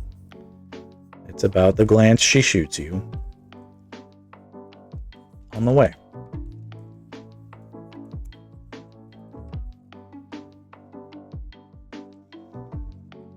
And this almost looks a little too suggestive, but we'll dematerialize all that stuff. So all the focus will be where we need it to be.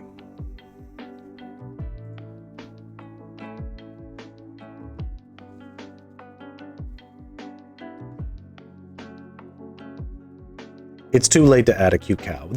I'll add a cow if I can, but I don't think it's like what we need here is like a path. Oh, I see some dropped frames. Hopefully that's not screwing everything up. There can be a sense of like a fence. Very erect fence.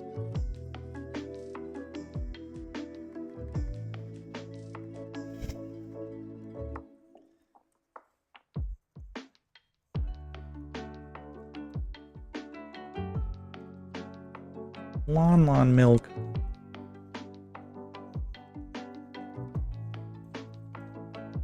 I don't know. Imperfect context for a background or whatever, but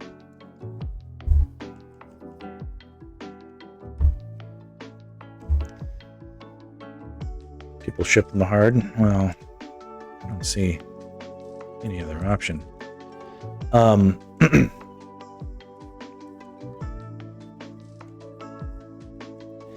There's that, whatever. It's like a viral TikTok sensation, like the office siren, whatever.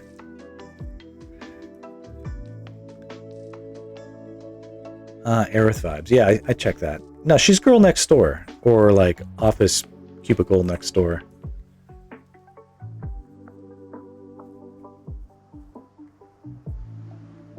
Pam Beasley or something, right? That's the girl from The Office.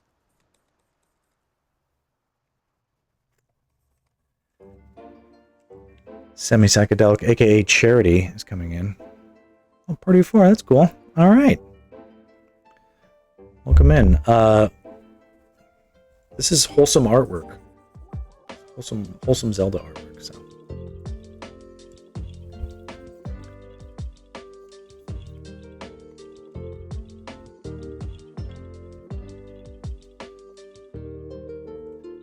The uninitiated will be possibly confused, but here I at least at the moment, specialize in like Zelda artwork and stuff. So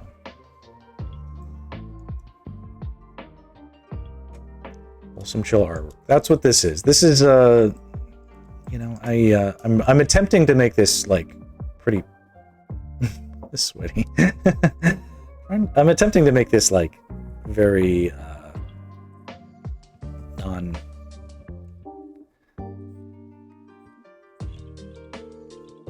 I think I will try and fail, but this is looking for those sincere girl next door vibes in this piece. And if I'm not mistaken, from what I can tell, Malon also has these kinds of sideburns, so we need to make sure we get those in there.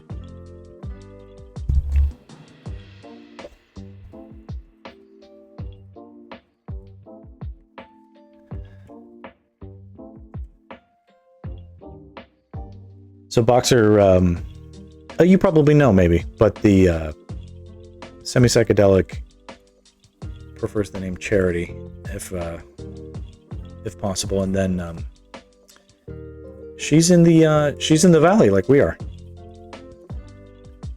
Right now, I'm streaming from our parents' house in Chatsworth.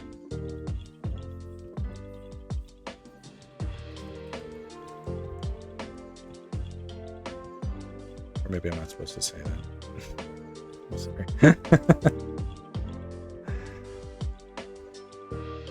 It is less of a tongue twister.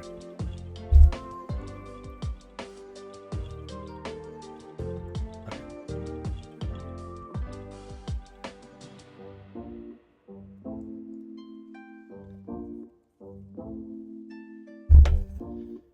You know what we gotta make sure though? She's a farm girl. She's gotta have some forearms. Yeah, no one knows what it is. It's true.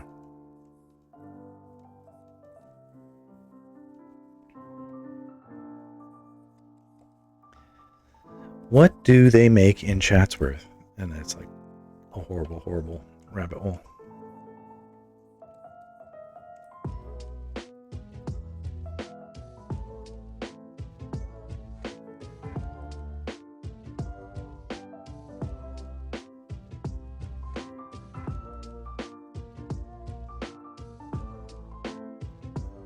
Okay. Okay. While I made all that spiel about having proper cropping, I feel like this needs more context. Yeah, we're just an ally.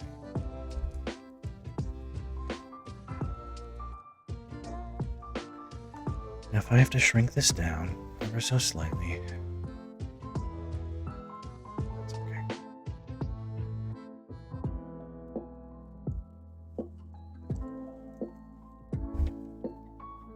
Do a quick save, yeah.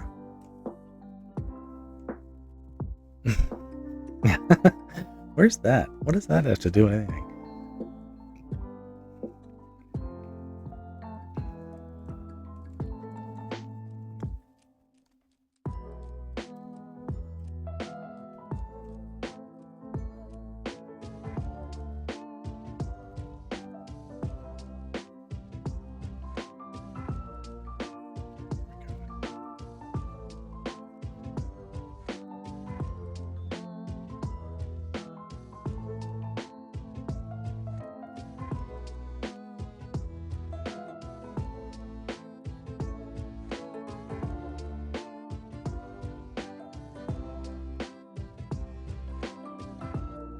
Angel Besitos, first time chat from Raider. Hey, hey. Yeah, this doesn't have to be a big deal either. I do art streams, and usually when I'm exhausted, like now, but mostly Zelda fan art.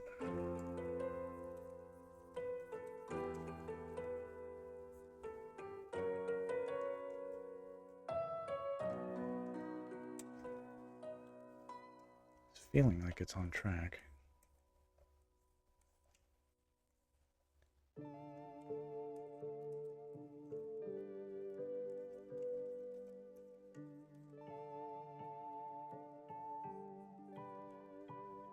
It's not bad for a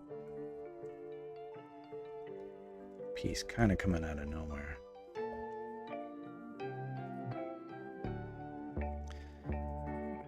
Lines need to be bigger.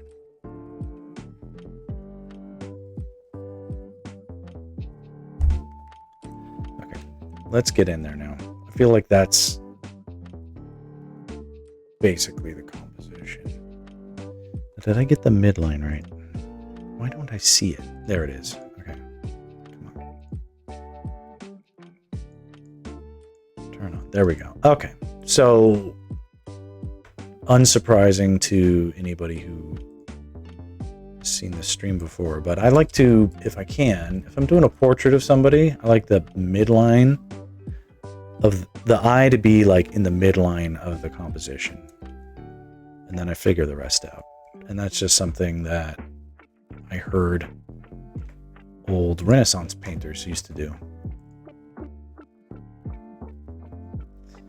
Let's check, right?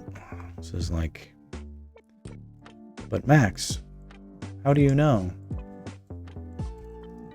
Let's just check. Let's just check. Let's just check if I'm right.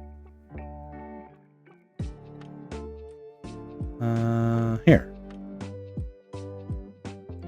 Let's see if this painting is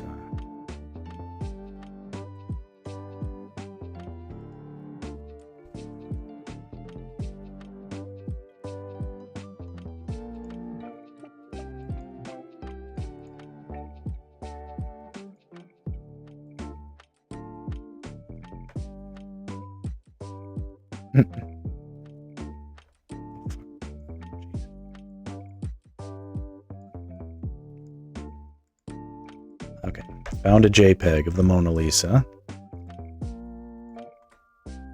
And look at that.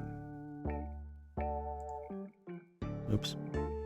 So, did you know that the Mona Lisa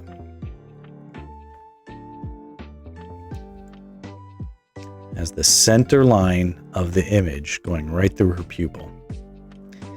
Did you know that? Did you know that? So now you know something that I use to structure the composition of my pieces when I do a portrait. So that's just a little bit of, we need like a hashtag Max Art Tips or something like that.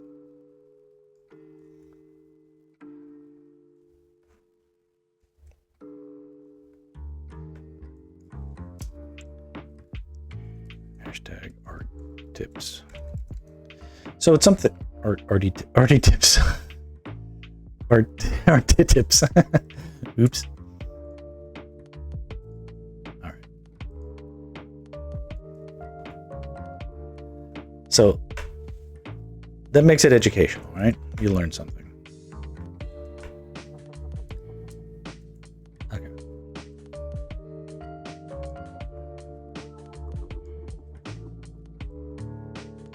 Iterative save. Okay, so continuing.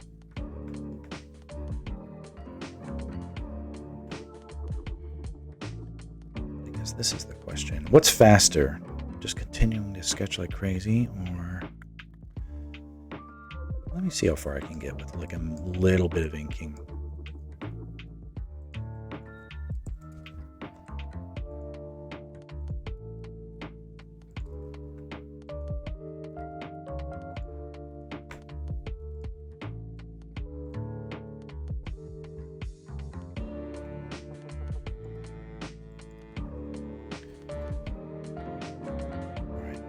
Zoomed in.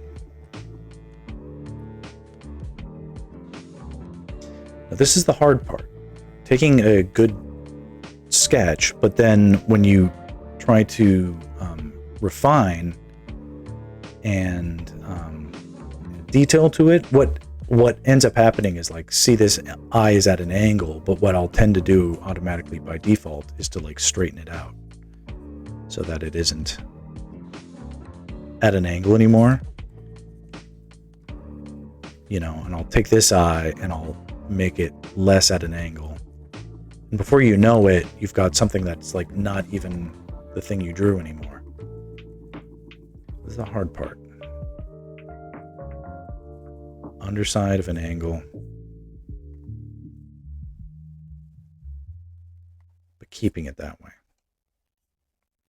That's way too dark. Why is that so dark?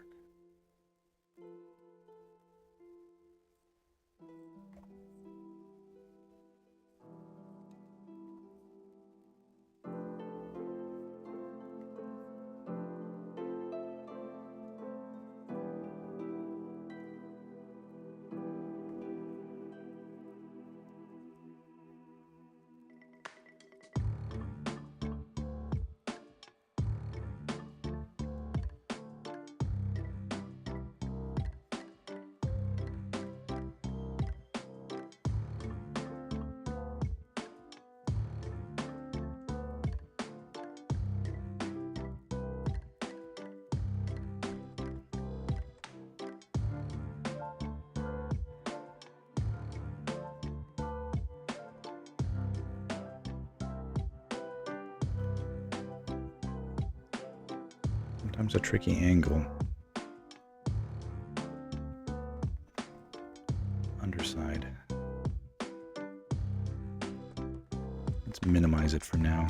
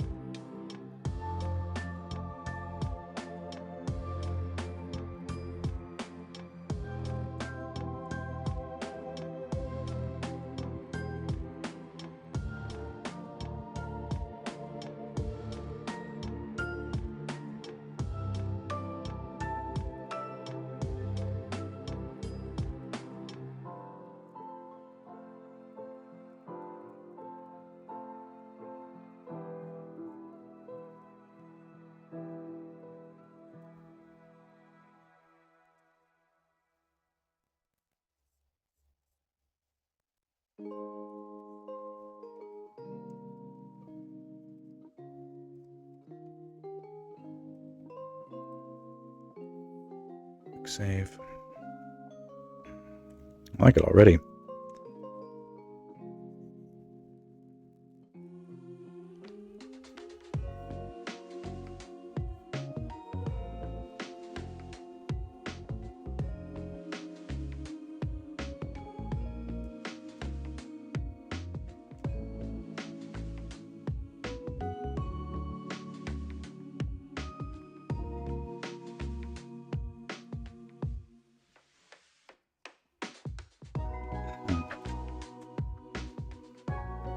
Hey, buddy.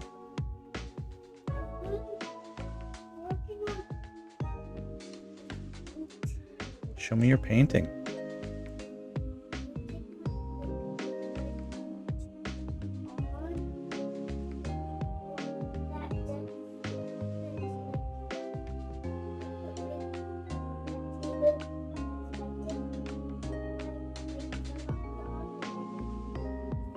Your easel is on the back steps, the back porch.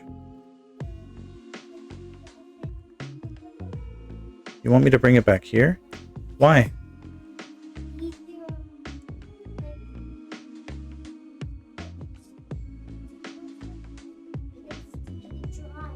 If you want it to dry, put it right there. See that black spot? That's a good place to dry. See right there, next to the lamp? I know, but Daddy's streaming right now.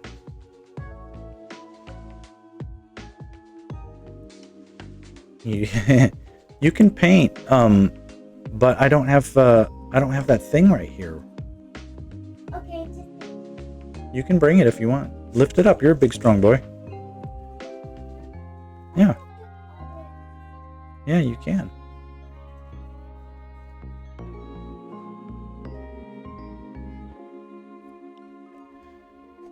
In a minute, I'm going to have to flop this drawing because it's like, I can't tell if this actually looks good or if I just convinced myself it does.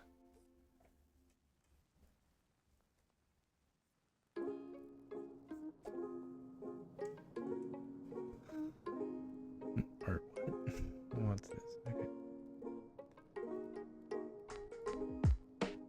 Artichokes, and all my pictures, the tips of artichokes. Yeah, my son came in with a painting.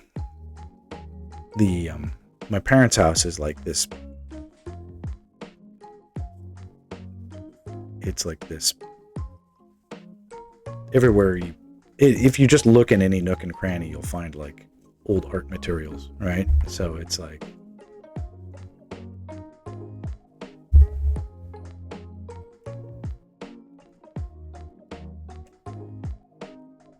It's like I just looked earlier. He was like, I want to do a painting, so I looked in my old closet, and like there was a stack of canvases, and I'm like, here you go. Use one of these.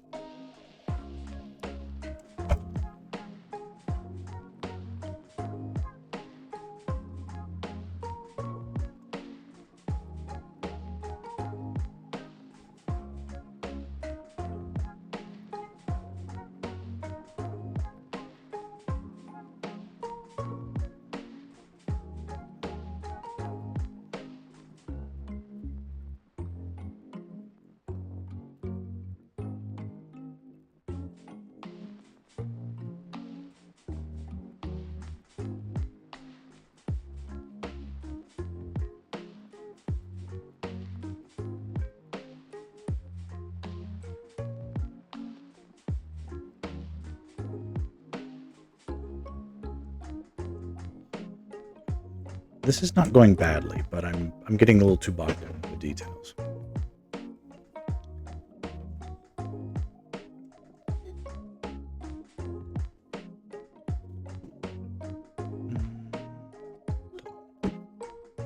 That's a little better.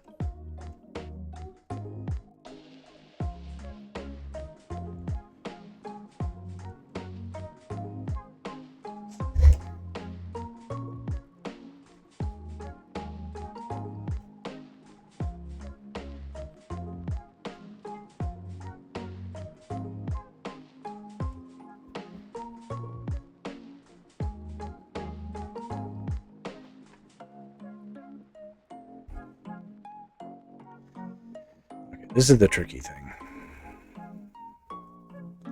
I'm doing what I didn't want to do, which is like changing the shape of the eye. As I'm trying to correct it, I'm like changing the angle of it, and that's not what I want to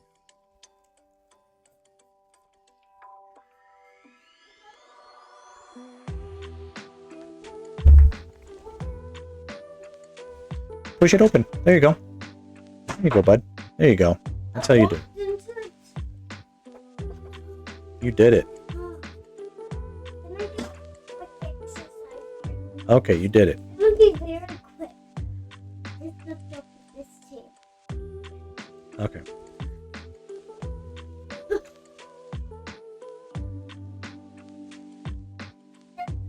Oh, I am. You are so strong.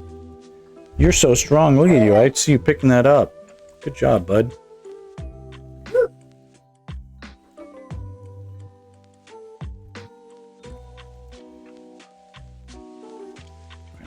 Let me flop this. Let me see what's going on. Okay, this isn't that bad, but definitely getting bogged down on super stupid small details.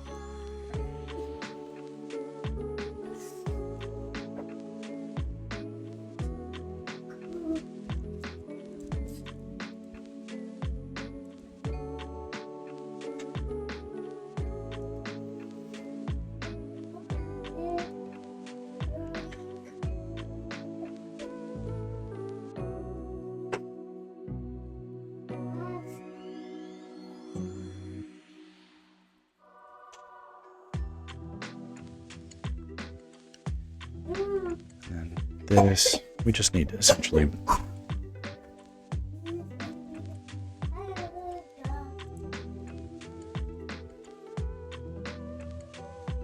a little bit more underside of the chin.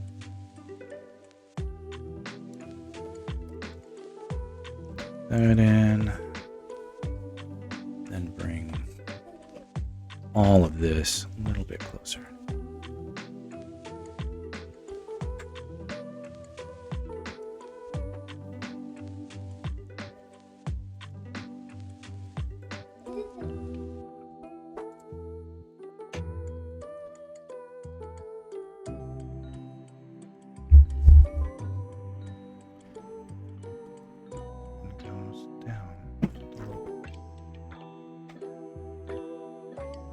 And it's really tricky to design like the angle, right? But look where the nose is. That's not quite right. Tweak that just a little bit more. And I don't love using like the rotational tool to like fix things like that. I don't. But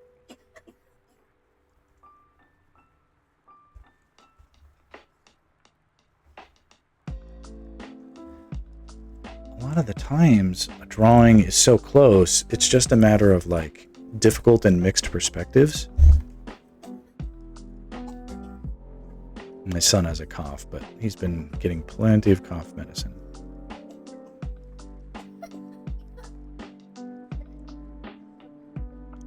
That a special liquid? What is that? What is that?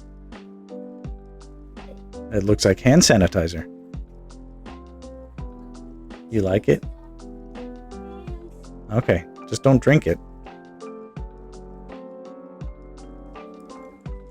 Okay, good. A little bit higher.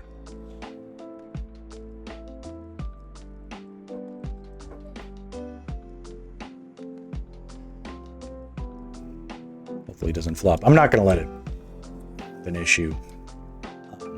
If there is an issue, it's that I'm getting way too slowed down with small details. It's like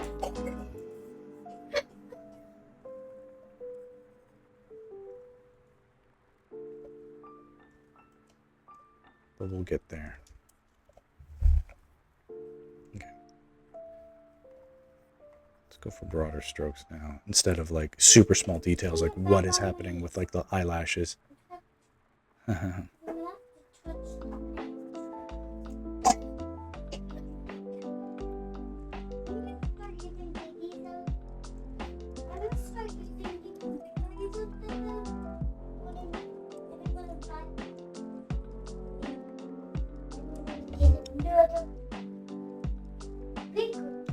You're gonna get a bigger easel, huh?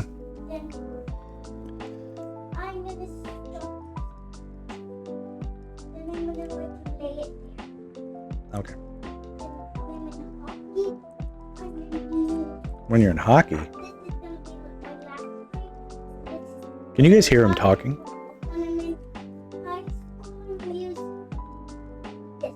Oh, okay. You can use that.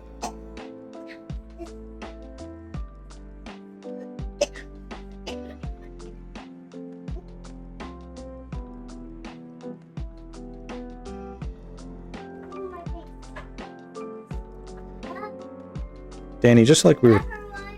Okay, see you in a bit. Just like we were talking about how the...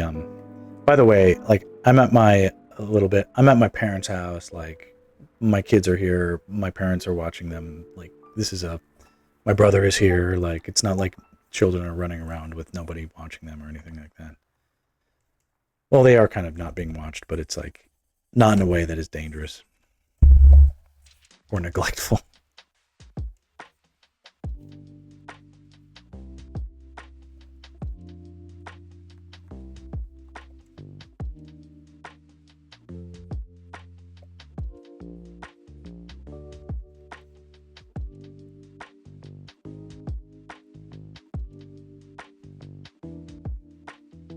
What's interesting is like I can tell that I've put a little bit too much distortion and perspective her face.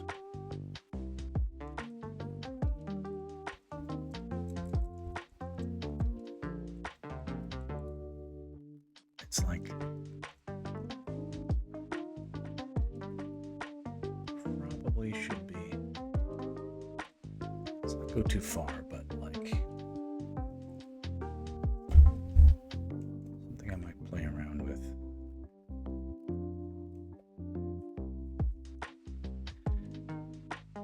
She's not giving me Girl Next Door vibes exactly. I don't know what that is yet, but we'll get there. It's just one of those things that that storytelling bit. I didn't nail it the first go around. That's okay. We'll get there. It could just be too much.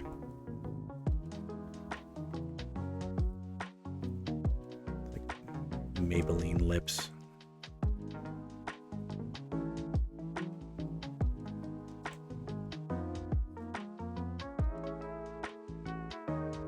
A little bit understated, right?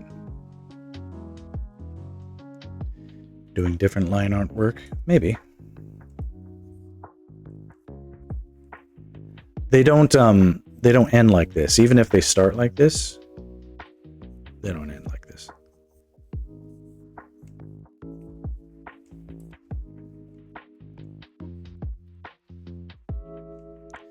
I'm also not being super disciplined about it. You know, she also shouldn't have like that thin eyebrow look.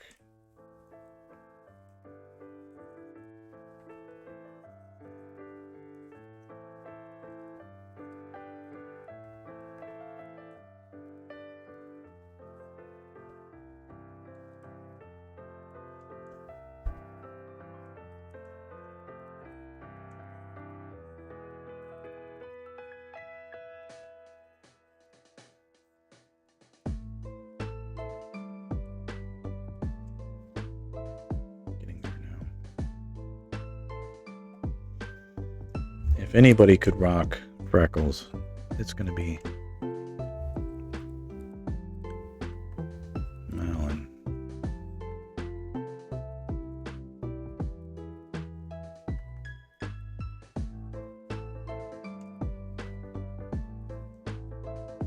Though they're dangerous, they have a tendency to like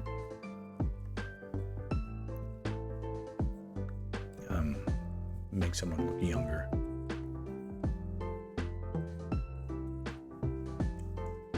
Double-edged sword.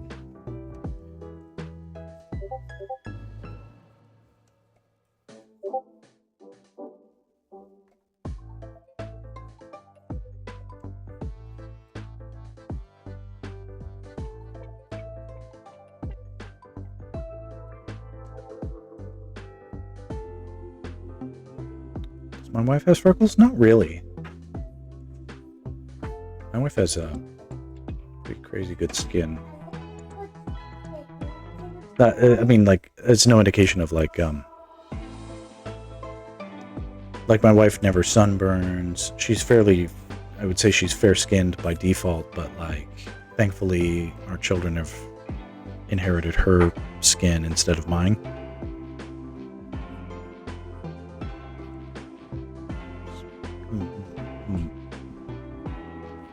My wife is generally blemish free, and she really has like, she has that sort of favorable, not favorable, but you know, to the extent to which I favor it, the it's nice that like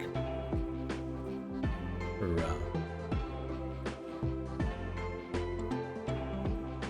she looks really good without makeup, which I like, because it's sort of naturally always looking nice.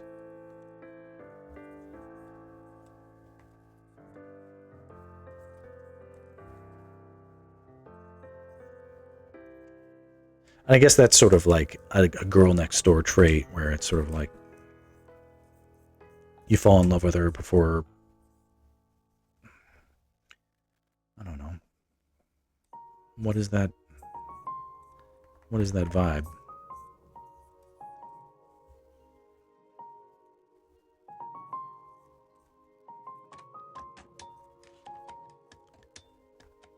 Like, not exotic.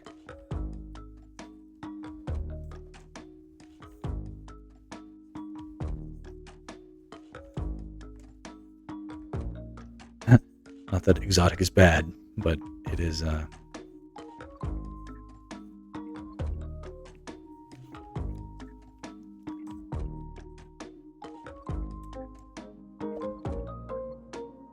I guess if you really look, she has some freckles, but not really.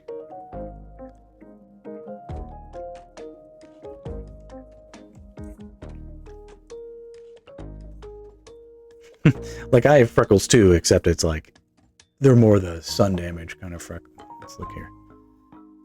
Before it gets too dark. Definitely. Nah, it's just all this sort of like even splotch of sun damage and wrinkles.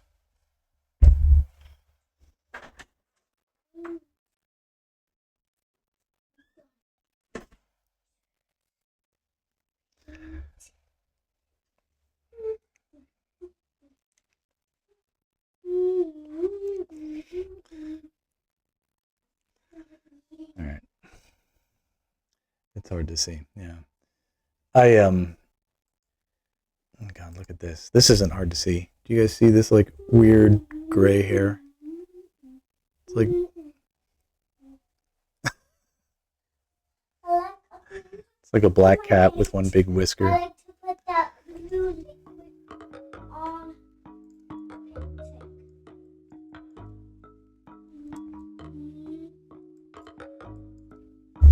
You got your first gray beard hair the other week. Let me tell you a funny story about that. When this was like 2013, I was telling my wife, I've got gray in my beard. You have to look close though. It's hard to see. And she looks and she says, "No, it's not." And I'm like, "It's not gray?" And she's like, "No, it's not hard to see." True story. True story.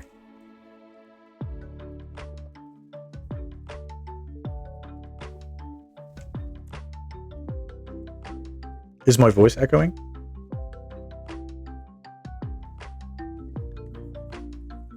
Shouldn't be.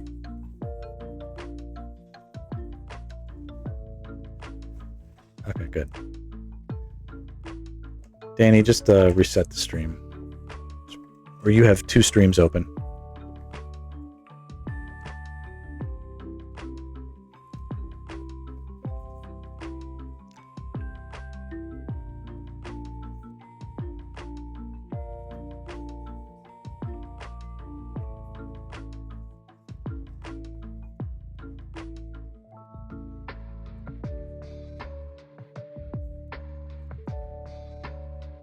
Are you doing good, Robbie? Are you making art? Good.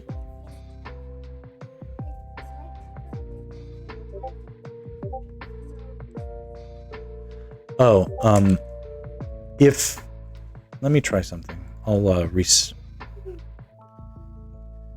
I do have some dropped frames. It says so. I'm on a big old shared internet connection or whatever at my parents' house. So if my dad is like streaming anime right now, it's going to be impossible to get a clean stream, as they say.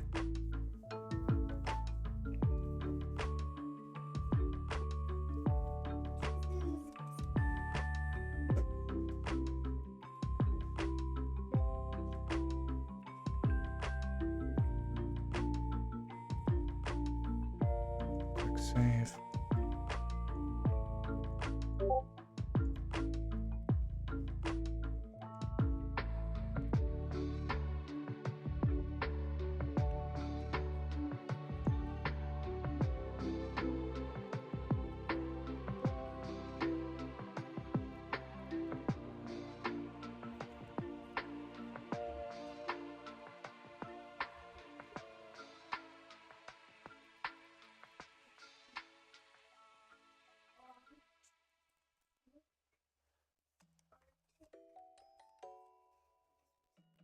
You making good art?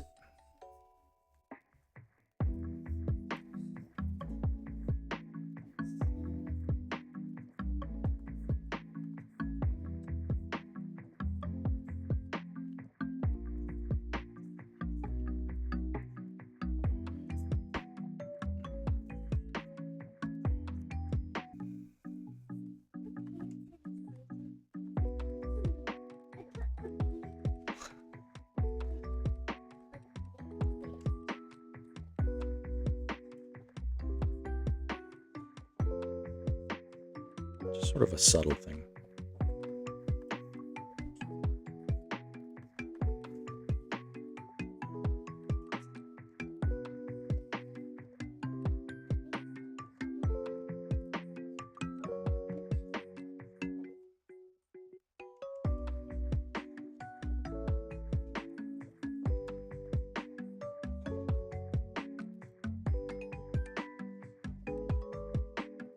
There are these there's just these interesting design, like the design of her hair, sort of having these little wings that go out. I'm trying to figure out the best way to balance those in the composition, where they can be represented but not take over as something more than they need to be.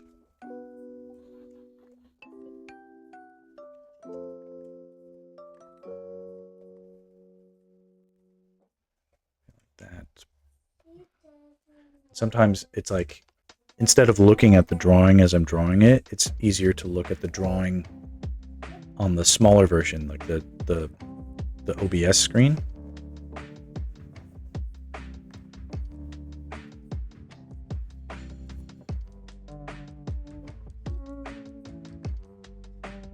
What are you painting, Robbie? A fancy picture? That's cool.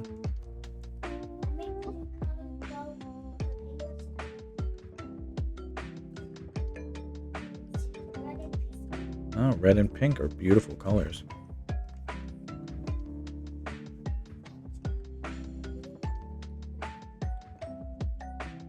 My children love to make art, but they won't let me show them how.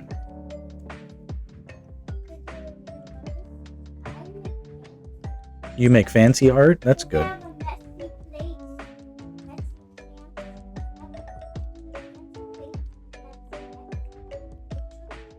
Your niece is that way too, yeah. So do you need a messy place to make fancy art?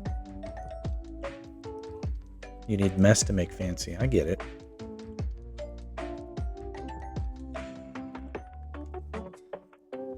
Okay, so this is giving off pretty good vibes.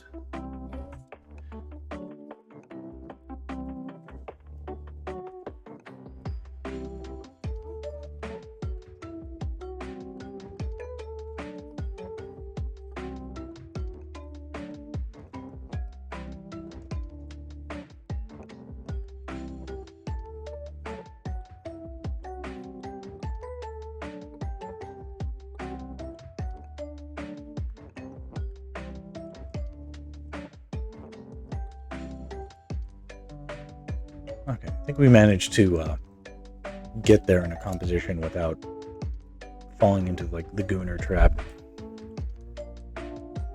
That's a shame, but we'll have another opportunity for another day, I'm sure. Okay, so from here,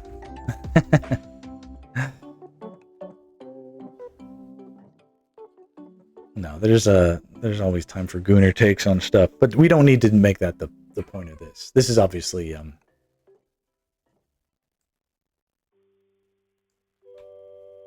okay, that's looking good. I think if anything, I want to get that eye line just a little bit more nudged towards camera here. Let's see if that does it. Yeah, no, that flattens it too much. Oop.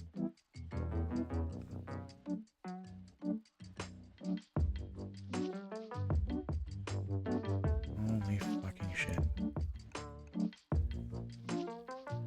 Yeah, the thing got totally fucked up. God damn it. hate this fucking program. And there's no way to go back, I don't think. Apart from, you know, having recorded it. This is so fucked. Alright, let's go back to the version that we had before. Can't save this version. Okay, that's not that bad. That's not that bad. Jesus Christ. You can see the shit that I work with, man. Alright. Let's go into Twitch. Oh, I see something posted in the Discord. That's cool. Here, let me do this.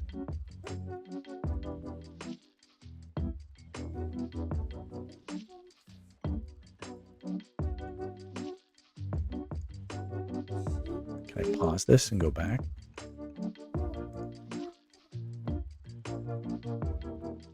Yeah, it doesn't do that. That's funny. Okay, well, we'll just have to draw and replace what we what had an issue.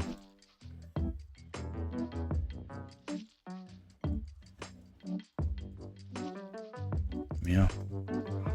Okay, luckily it really isn't that big of a deal. Most important thing I figured out was needing to Malon needs to have these interesting Aerith style anime, and like her eyes have to be, her hairline has to be like that, right? Right. And that's cool because you get this fun M for Malon. But yeah, that's the...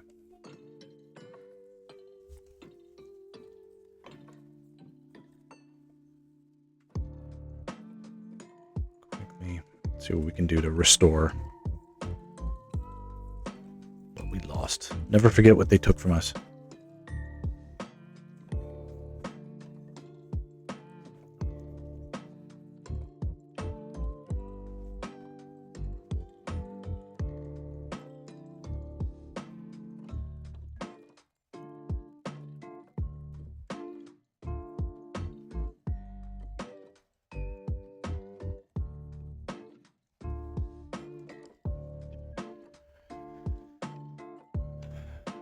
Yeah, it's a good example of, you know, crashes happen, fucked up technical difficulties are a part of life in the professional world and in the personal. It's so frustrating, but it's just always better to just pick up the pieces and move on best you can. And it's always a great lesson to just save. There's no, it's like good insurance, just constantly saving.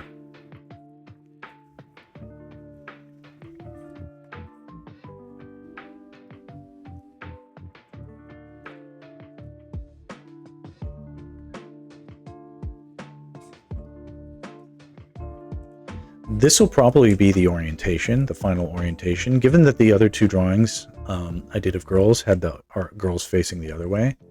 I don't want to just have everybody facing the left side of screen or whatever.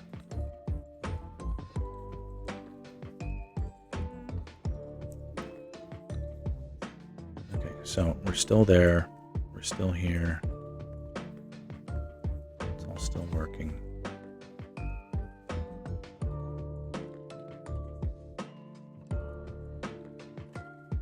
And so this is already like pretty much a winning composition.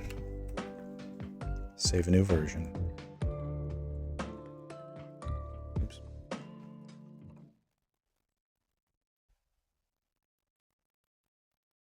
Oh, wow. Did my stream restart?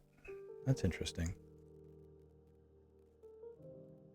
It looks like it did, or something.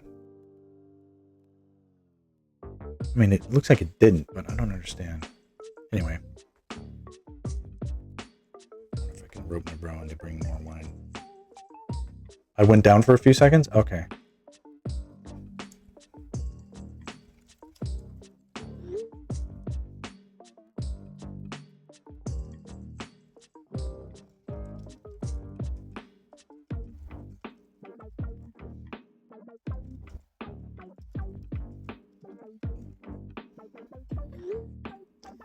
So Twitch must have stitched it together because I didn't see any kind of down or whatever notification. I don't see anything obvious that I should do differently or whatever, so let's just pretend as if nothing happened. Okay, so I still like this composition. I know we're not seeing much of the bucket. I don't think that matters. Oh, stream ended. Sorry, dude. It's because the audience got so big it like shut it down, you know?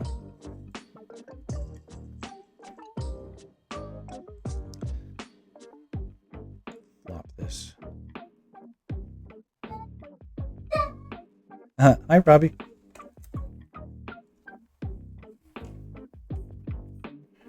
Robbie, you want to come over here and say hi?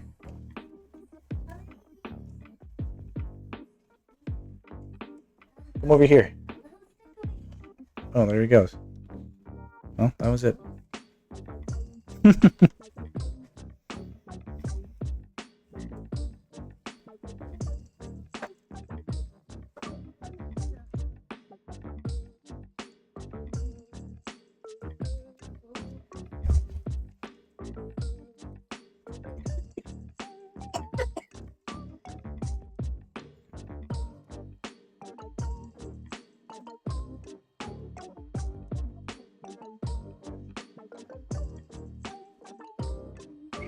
Yeah, Robbie, show us your art. Where'd your art go?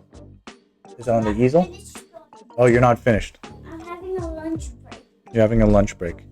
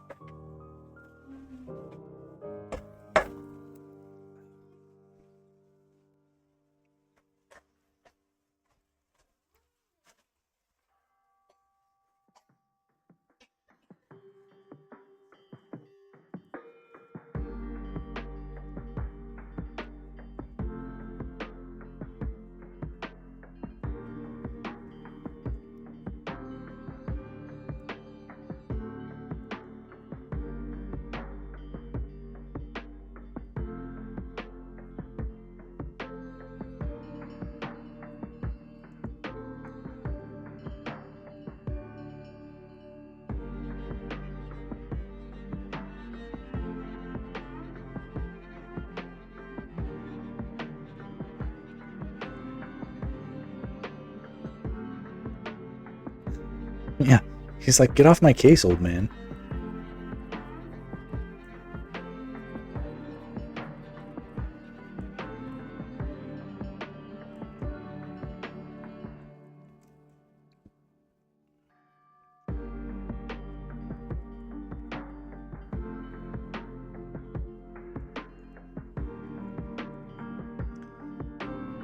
For me, I just want to sort of figure out some of this stuff a little bit more.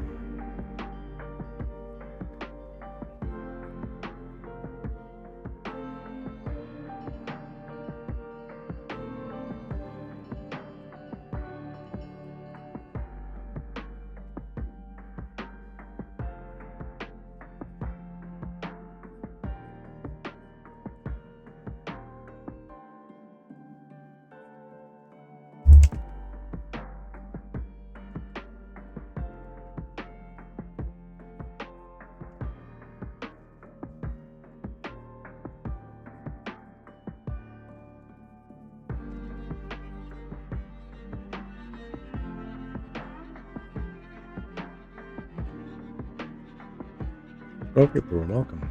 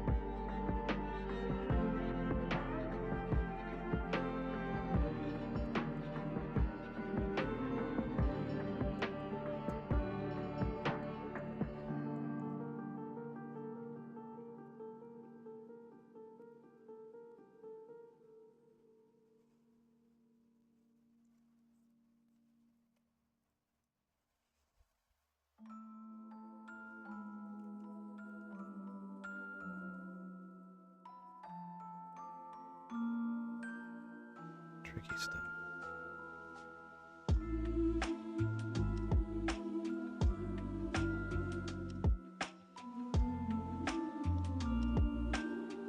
How do you control?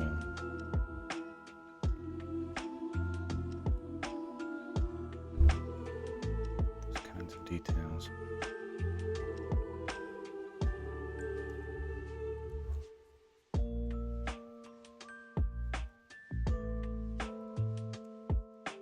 I think that's it.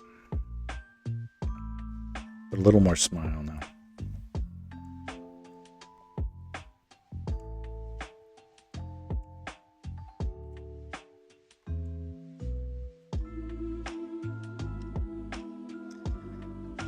It's the subtle thing. It's like a smile that you see when you look for it, but you know, sometimes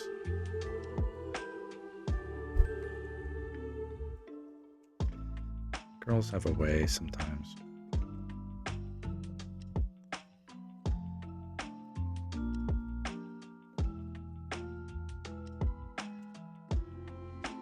It's like a subtle one.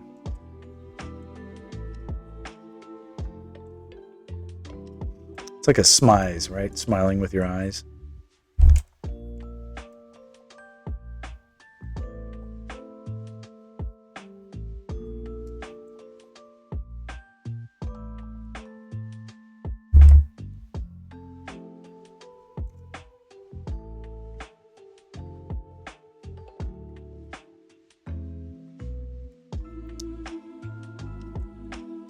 Something I was, at one point in my life, accustomed to seeing.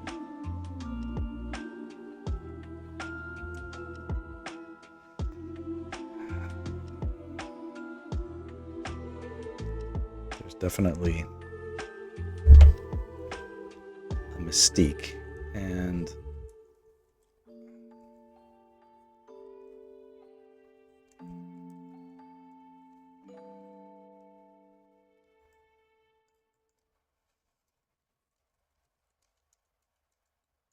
I went a little too far with that upturned nose. That's probably a little bit closer.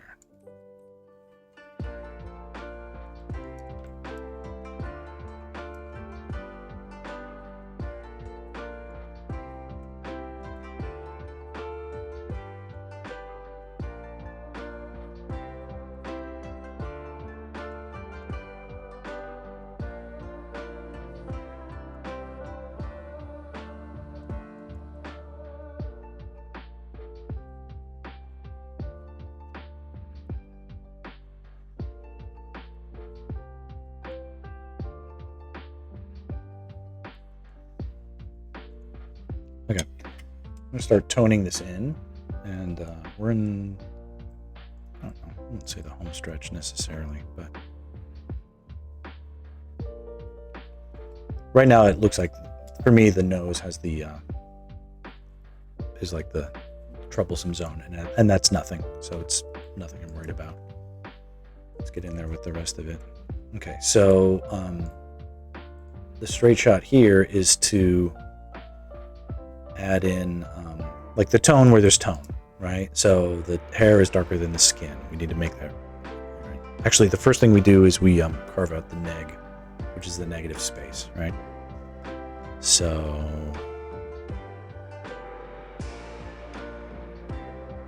let's try,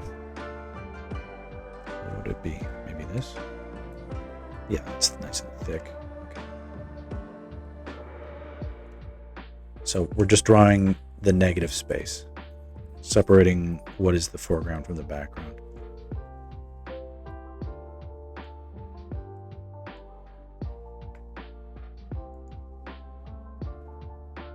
Maybe get the right ear closer to the head. You know, I don't mind that comment. That's cool. Hold on, let me do that. So that doesn't bug me in the in what we've drawn, but no man is a mountain, right? Or an island. we feel like that's closer?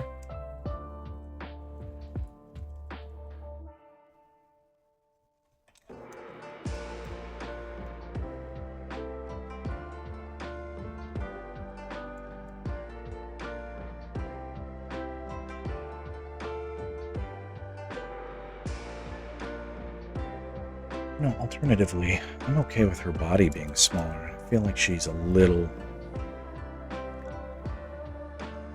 given the scale of everything else. Here, I'll do it this way.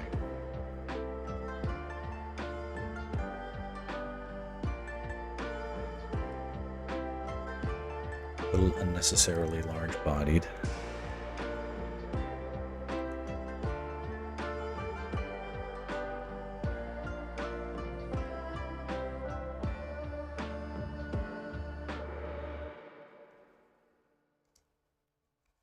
Yeah, the solid forearms are important to me, so I don't mind that. That sells, you know, she works with her hands. She's like a farm hand. Touch higher and it's solid? Okay. So, I don't know about that. And I'm not saying it's like a hard no, but we're not matching the reference from the angle. We're matching the reference from, I don't know, the costume more than anything. When people's heads get tilted back, and her head is a little tilted back relative to the nose, the ears drop. See?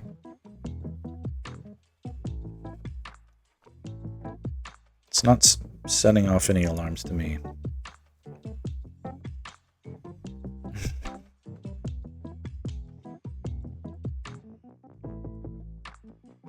That's it. It's all a matter of opinion, but my opinion matters more. No, just kidding.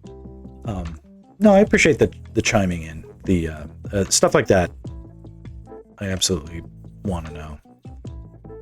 Even if I override it, I still want to know it. And I'm going to be a little sloppy with some of this application, and some of that is by design. Some of it is just sort of like, I want to get precious with stuff that I know doesn't need to be precious. With none of the other sort of portrait renderings that I did, I had any more consideration of, like, I put the emphasis on importance where the importance was and not where it wasn't. So, like, towards the edge of the body and stuff like that, like where that matters, I get in there and I fine tune it. But at least as far as like establishing what's negative and positive, it only needs to be sloppy is fine. So like this. It's plenty.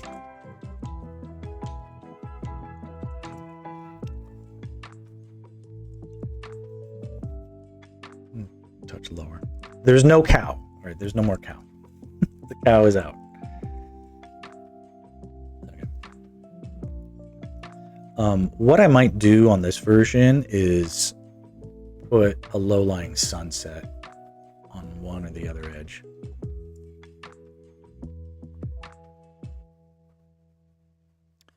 Probably over here. We'll see. Okay, so why do I separate negative and foreground, negative and positive space? If we select the space that I just did and now invert it, we get the positive space. It's like, well, duh. Of course you do.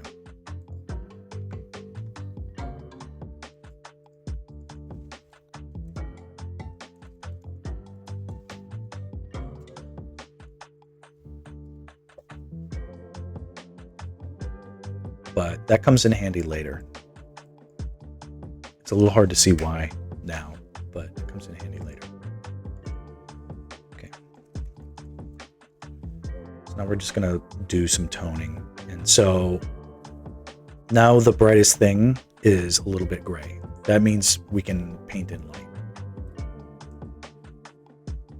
What's the second darkest thing is, it looks like her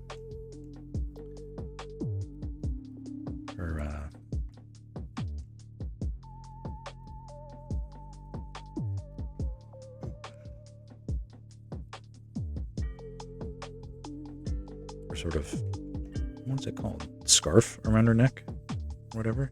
She's like this gaucho girl. Let me look at this.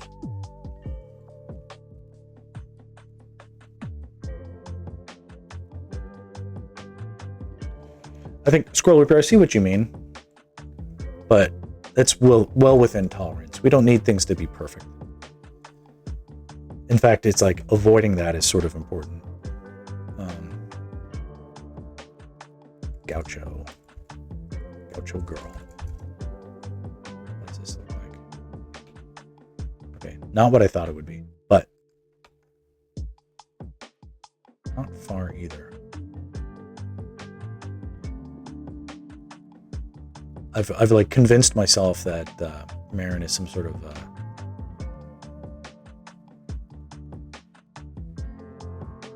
there's some sort of Latin influence on the, or maybe it's like Bavarian. I don't know.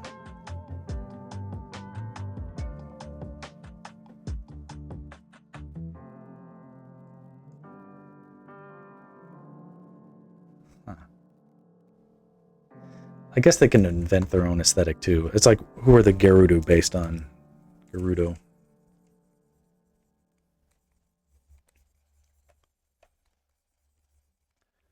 I don't want to get too distracted.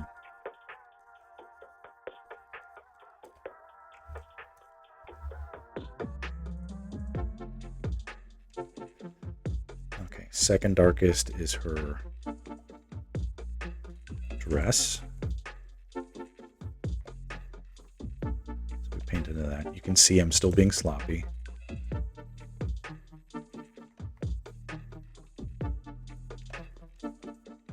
And it's like, the reason that's okay is because that's where the imagination of the viewer goes. There can be unexpected,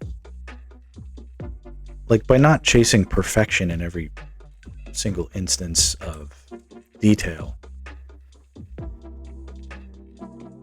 you sort of make it clear that like that wasn't the goal, so that's not something you need to care about. It signals to the viewer to like ease up and just be like, do you like it? Right?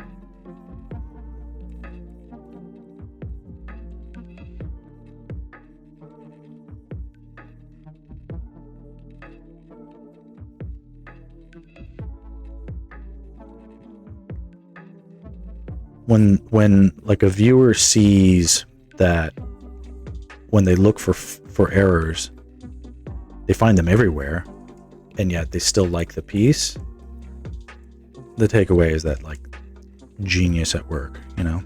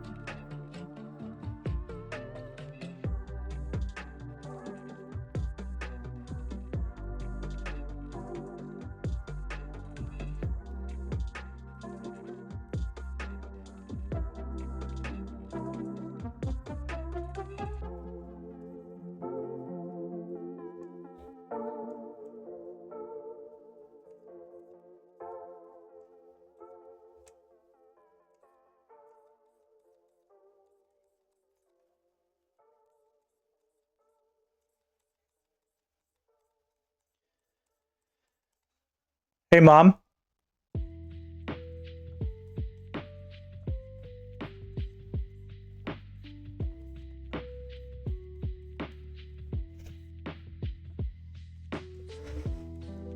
Okay, the next darkest thing is her little satchel, her little apron.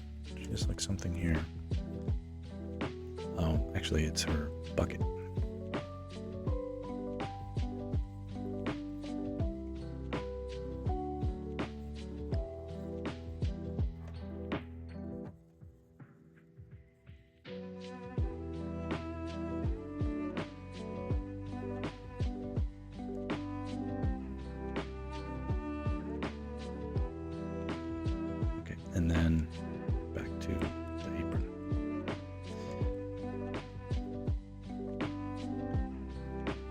want my daughter to have a piano lesson while we're here, so I'm going to hang around for that. But we're in the home stretch. Let's set a timer for like an hour. So be done by like 6:30. Okay, so we have some time, but not tons of time to finish this up. I'm just going to quickly stand up and shut the door.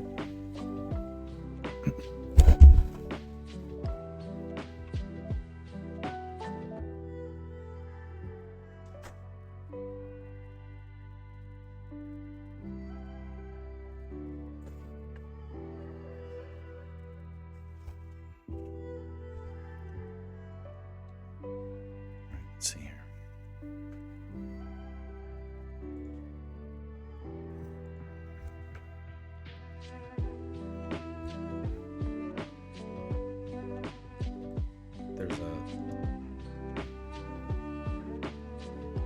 I don't know what hippizaza means, but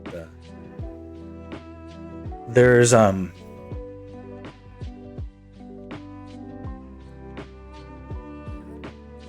tolerances with people's faces, ears. Like everybody's face is messed up. Our brains correct it when we look at it. That's why it's so weird to look at yourself in like a photograph, or you like listen to your own voice on a recording or whatever. It sounds so foreign until you get used to it, of course. But okay, so I'm going to drink some water. Hydrate.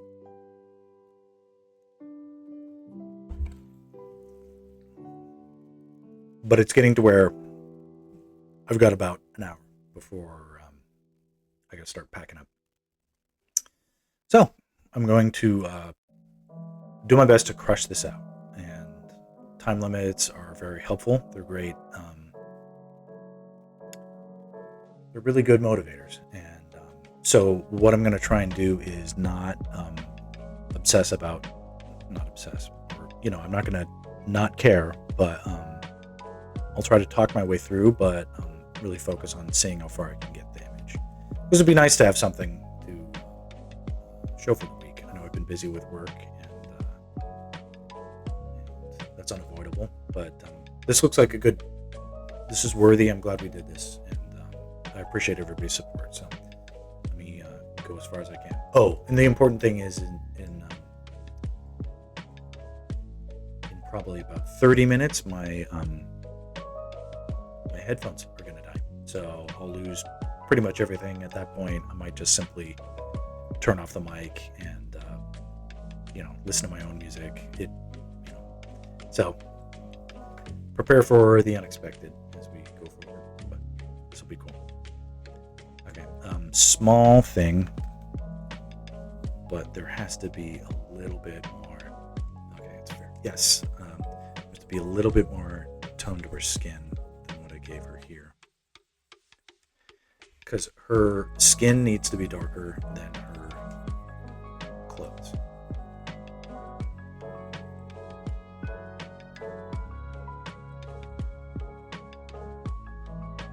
But it can be lighter than the milk in her pail. Hey, what's up? I'm going to the restroom, so if I need you, make sure to keep it up. Okay, I will listen.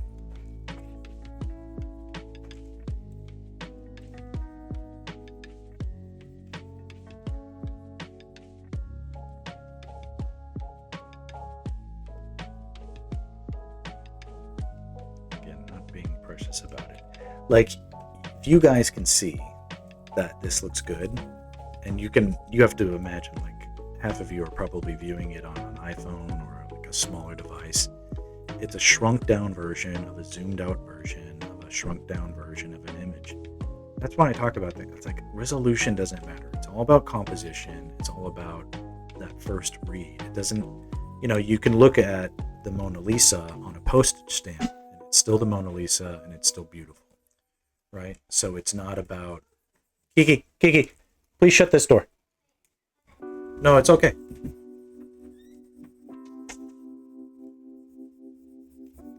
But it's like the human brain knows if something looks good from across the room.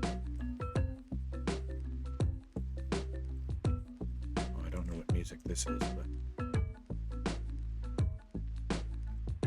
you thought you saw Malon holding a gun. We can do a version of that another day. That's funny. But yeah, what is not helpful when we do big drawings is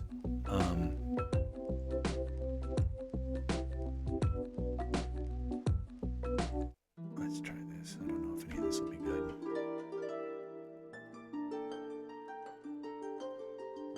Yeah, let's try this Zelda piano collection. This could be cool. Let's try this. Okay, so there's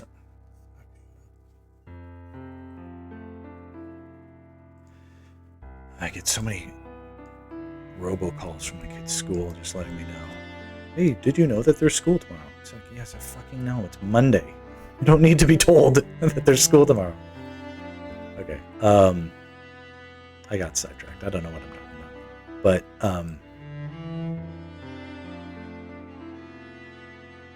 oh, yeah. So if you have too big of an image, you're going to see all this detail that feels like you need to fill it up, and you don't. You just don't.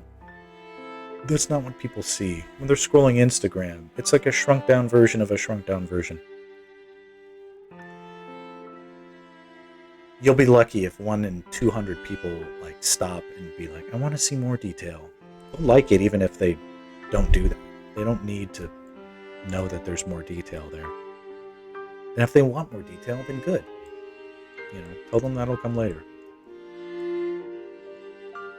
Okay. This is fair. We can see the different layers and what they do. I guess at this point we have to think, like, what do we want? Where do we want the light source to be? And for a lot of these, and I think this one still has merit, I want a lighter background.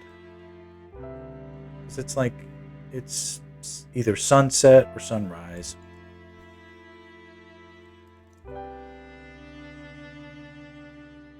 But I like a little glow.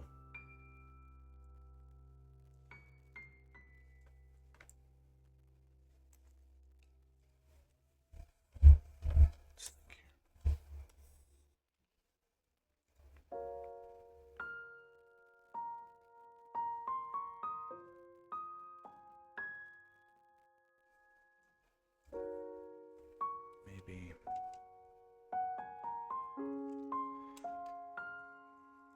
respond to something.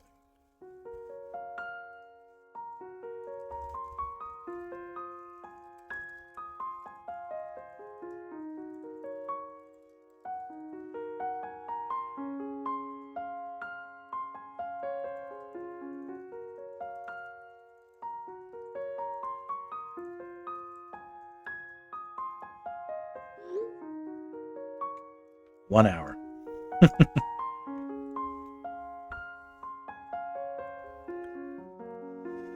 Now the sun can either be behind her or in front of her. And either way, it doesn't really matter.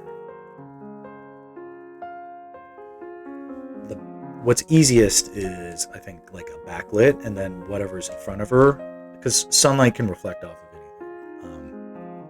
Can reflect off a barn door and look beautiful. So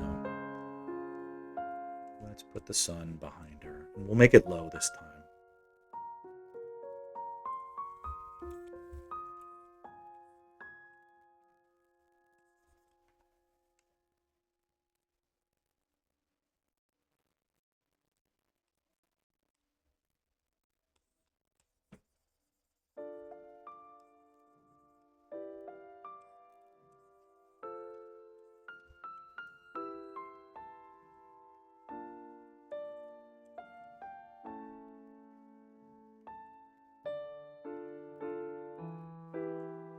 Maybe not that.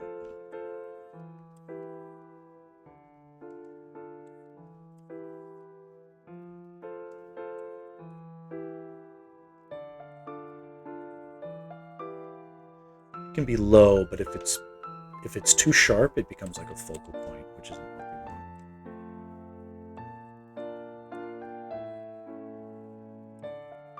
Let's bust out the air pencil. Oop, that's the wrong one. Pencil. Air pencil is just a pencil that is so large it's like an airbrush.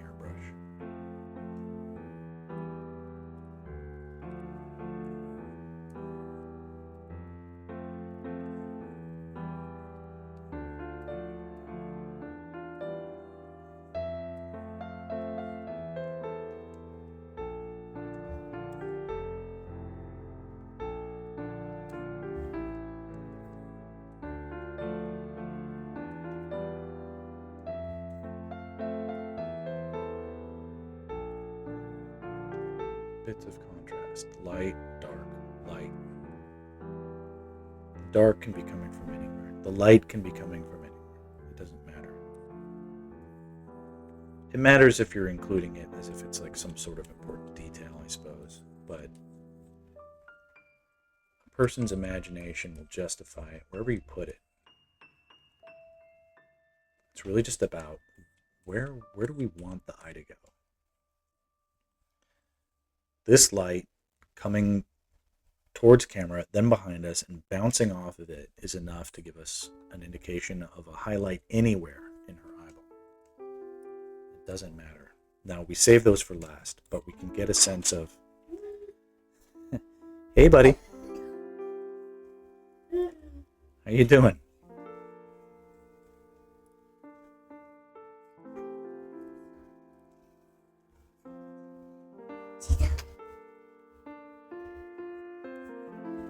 Try and stay focused.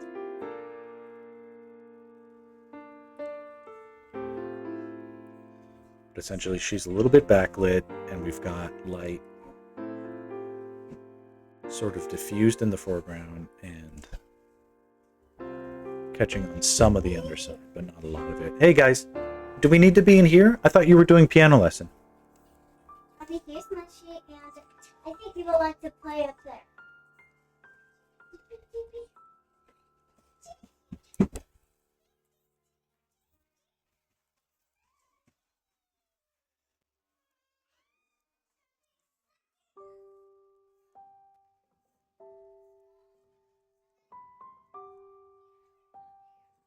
Definitely don't want things to get too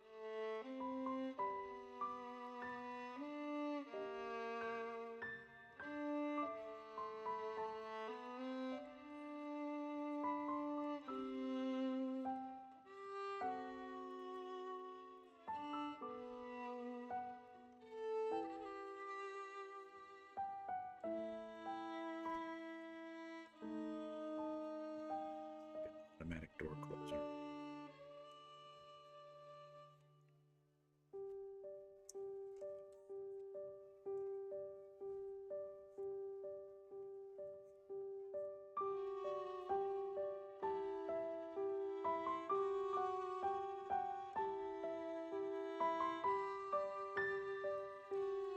It's so dark.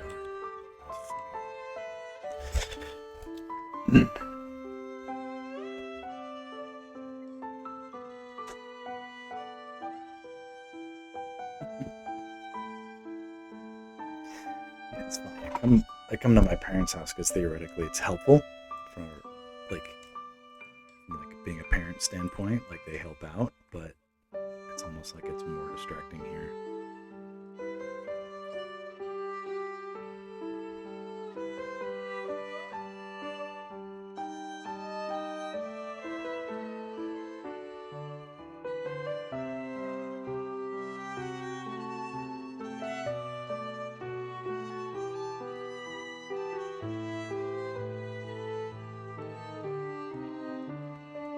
Getting a little bogged down where I don't need to be. What are the big moves?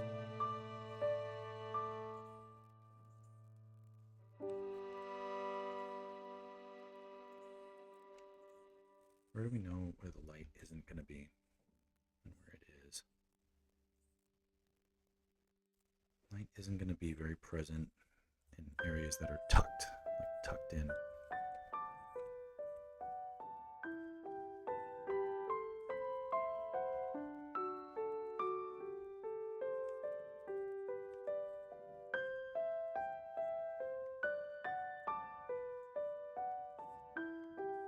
places where you know you would find a shadow, no matter where light was.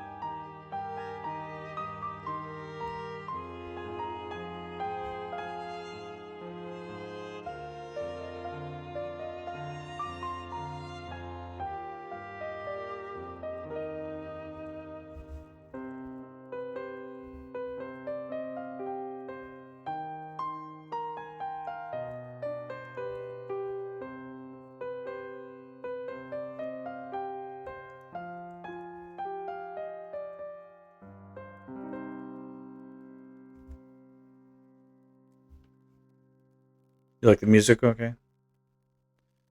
A Zelda dating simulator. Hey, Sky Shadow.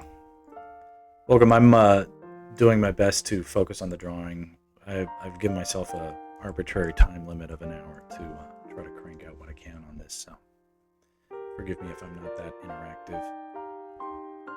They do need a dating simulator. Did you guys ever hear about that Colonel Sanders dating simulator? KFC did it a while back. That was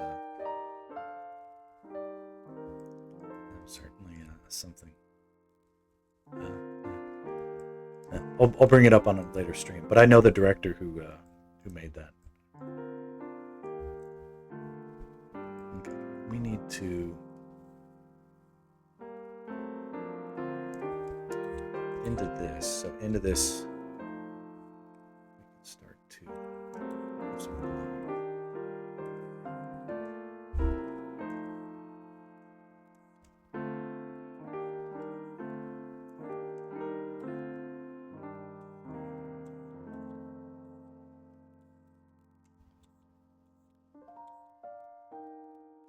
KFC one was hilarious. Yeah.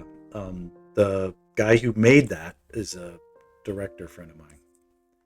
I So this is one of those things where I was like, I heard they were doing it, and I was like, thank God I'm not on that project. That looks like the stupidest fucking thing I've ever.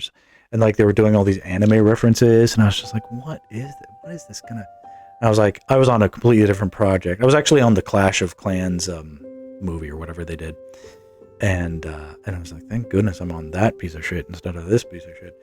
And I just remember being like, man, that looks so bad. And then it came out, and it was like this enormous hit for like a commercial of like basically a branded ad video game thing. It was an explosive. It was like beyond successful and like there were people were doing their fan art from it and stuff like that. And I was like, like it just sort of like was this sort of like, you never know what people are gonna like sometimes, but like on paper to me I was just like, and I would see like the work in progress, and I was like, what is that character is ridiculous looking, but like people just went nuts for that, and I was just, it's a good learning experience. And like the internet is a big place, and just because like I didn't see the appeal didn't mean that there wasn't one. I've since learned that I'm like, I need to be a little bit more tapped into what people are into online.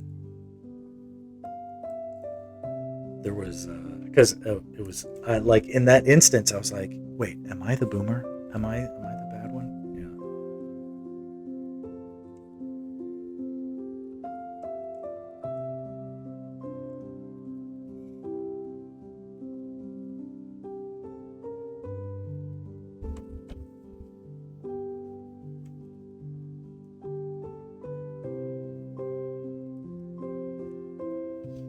So it's like, just because I didn't know, that didn't mean anything. It was that shit was runaway success.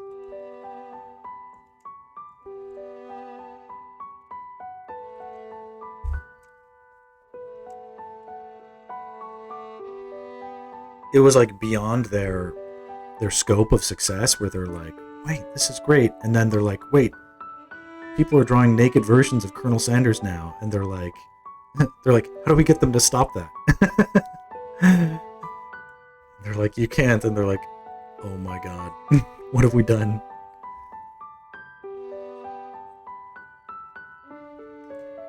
It was like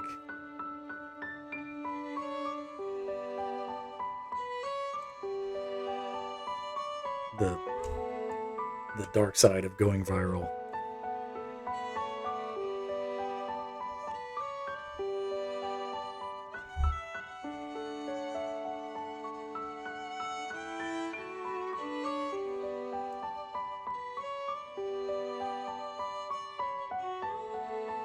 But a great example of a project that I was glad I wasn't on until it became successful, and then I was like, shit, I wish I was on that.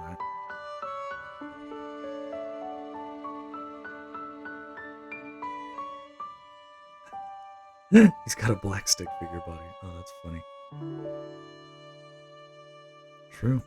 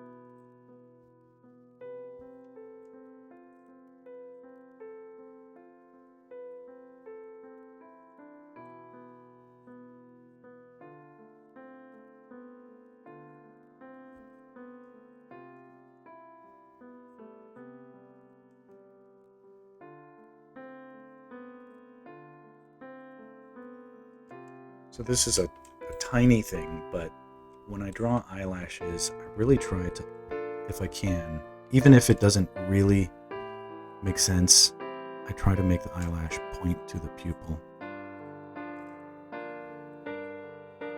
And if I can't do that, I like really minimize. But it has a good effect.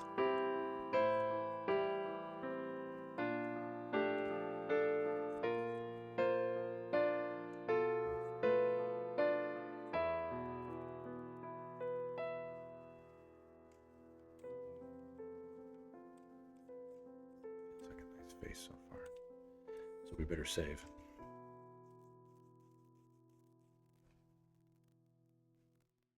The proper response is, "Hey, boxer."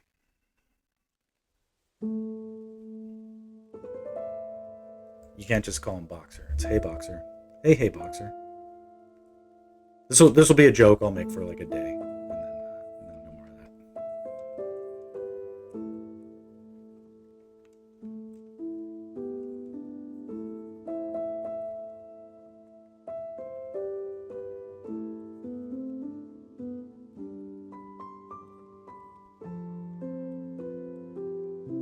She definitely has the Aerith vibes. As Sexter pointed out.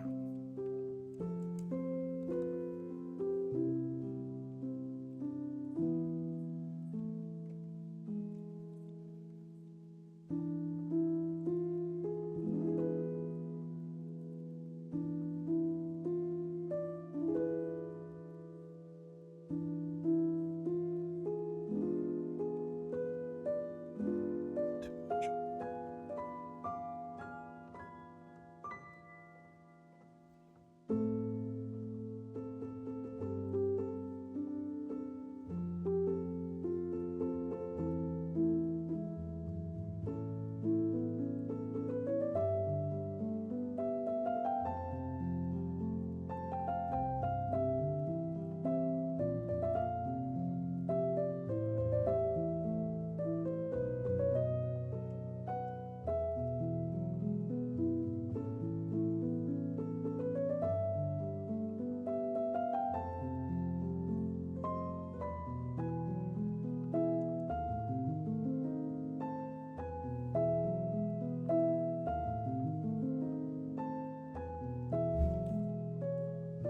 Looking good. Feels like the eyes are basically in the right spot. Just a little lower. That feels good.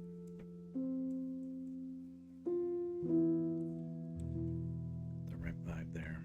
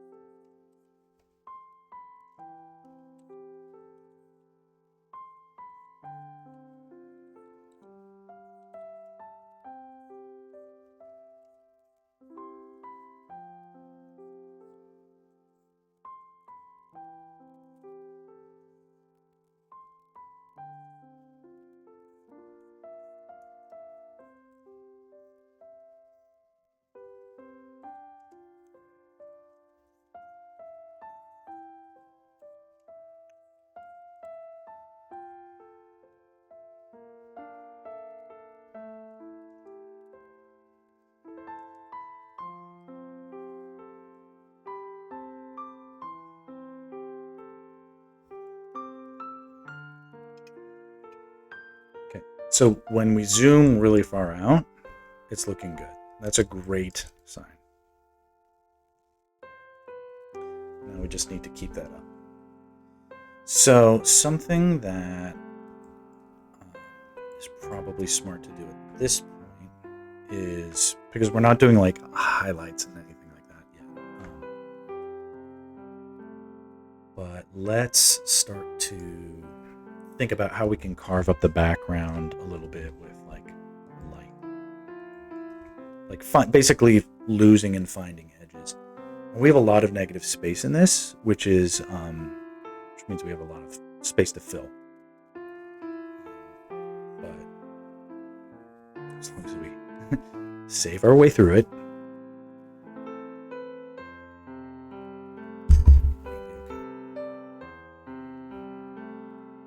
so, let's see.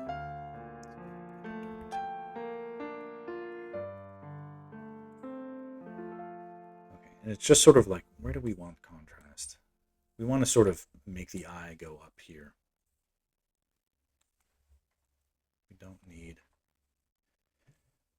We don't want people's eyes lingering down here too much. It's okay if they... It's fine if they see what's here. But it's not about what's here. So if we cut down on the contrast that is here, their eyes will get bored and drift upward.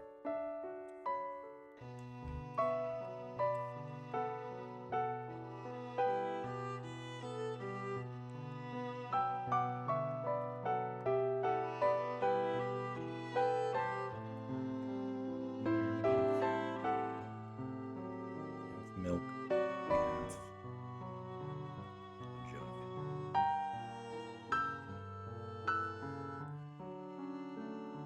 But if we take away those sharp edges, it becomes less noticeable.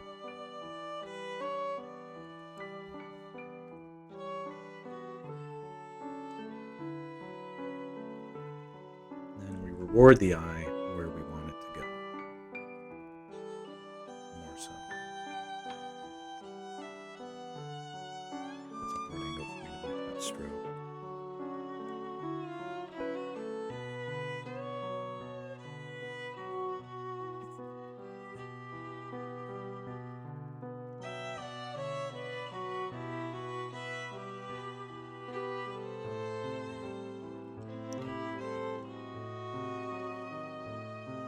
It just sort of alternates like piano keys a little bit.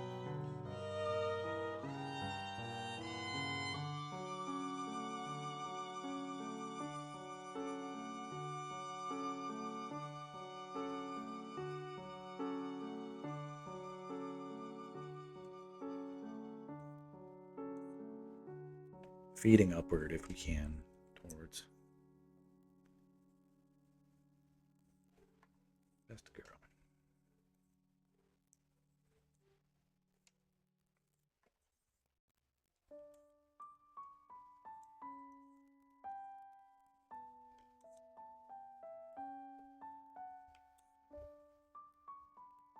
Right here.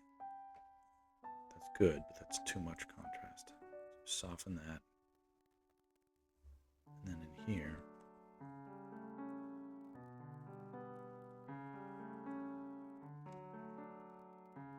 make this something that gets lighter.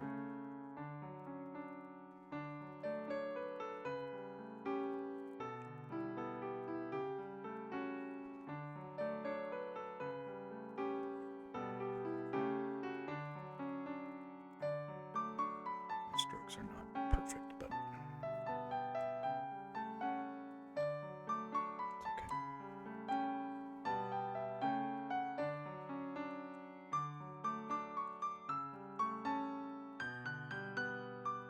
Darkening again.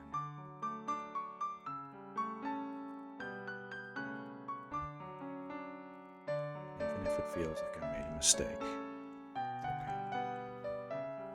Still time to fix things.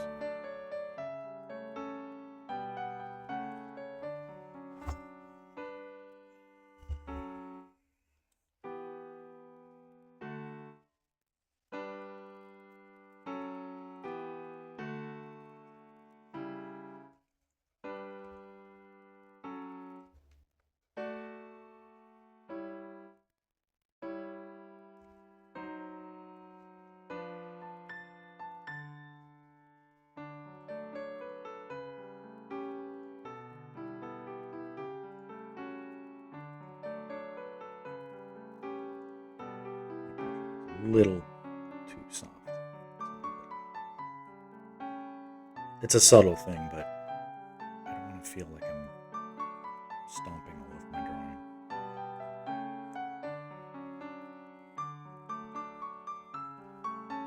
Something that feels structural here will essentially read as a barn, even if I never do any detail into it.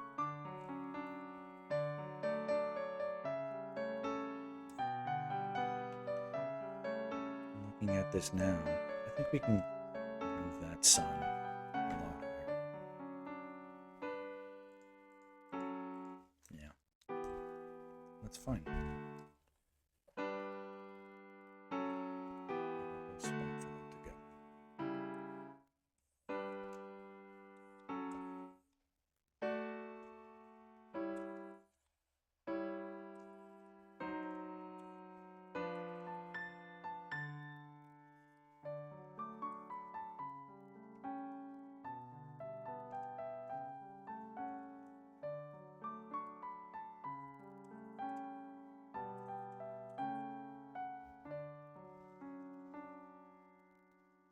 And this can be like some grass, something behind her that is also catching sun.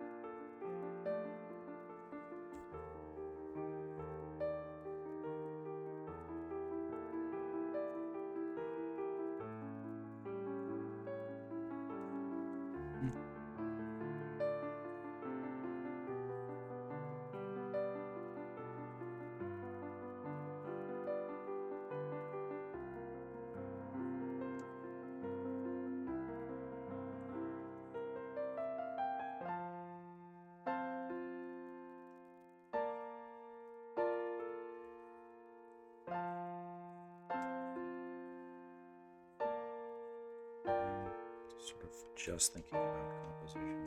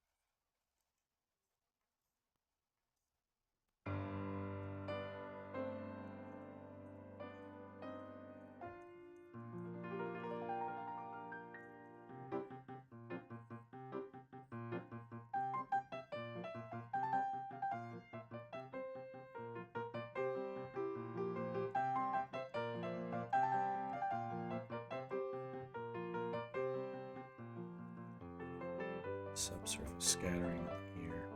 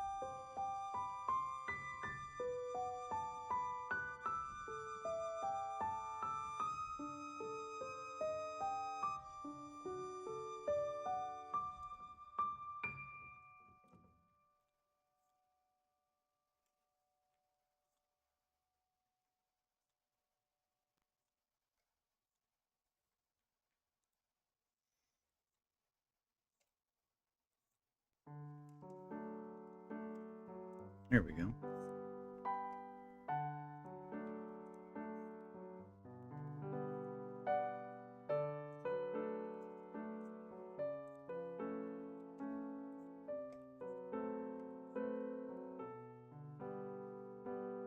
Oop.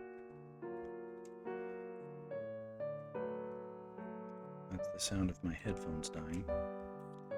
So that won't mean anything other than I'll turn off the mic and then I can listen to the music directly, and that'll be that.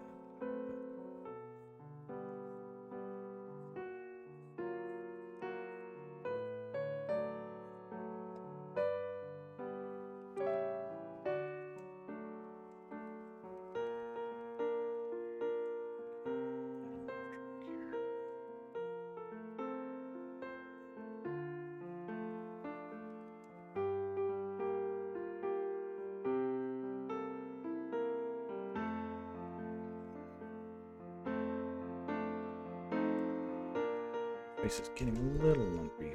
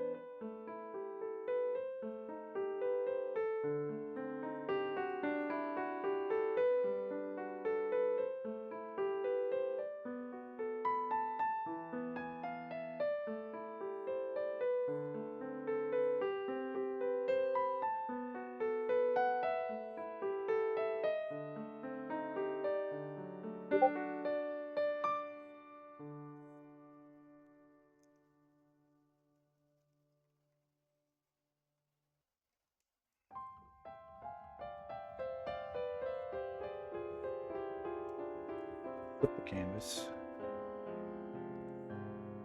Easier access.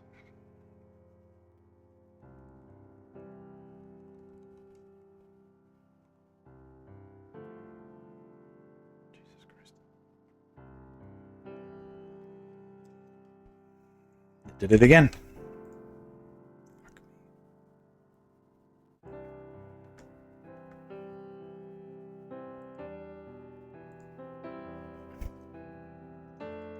I think I saved it. Yeah. Jesus fucking Christ.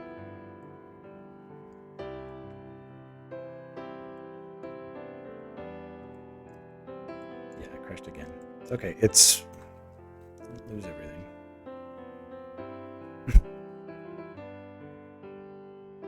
The sad part is this program will never be updated again. It's, as far as I can tell, they're just never ever going to make it better. It's only ever going to get worse and worse and worse.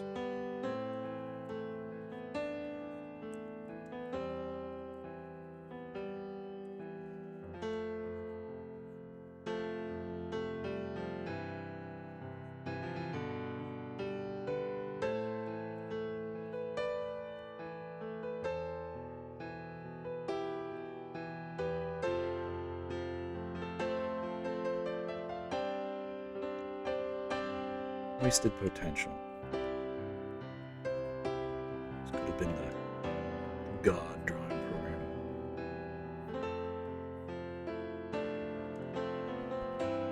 There was a time when it was, it really was known to be the preferred tool for artists in the now. But enshittification is a real thing.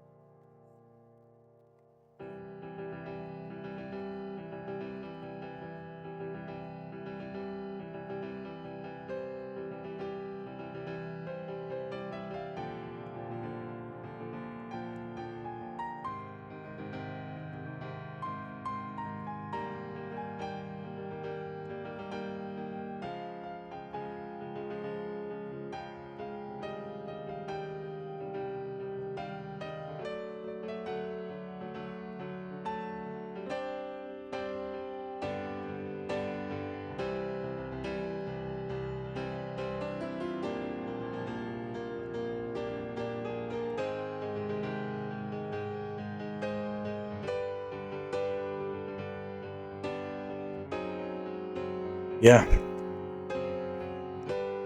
Save or perish.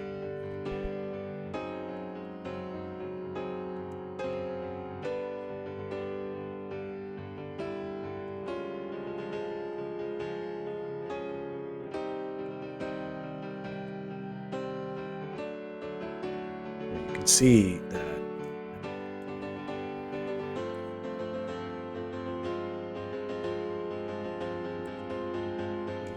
powerful effect the underlighting has.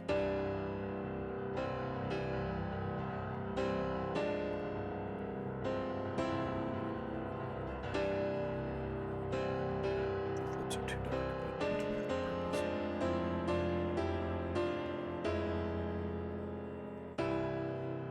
A tinting layer. Okay, that's feeling better, much better now. This doesn't suck.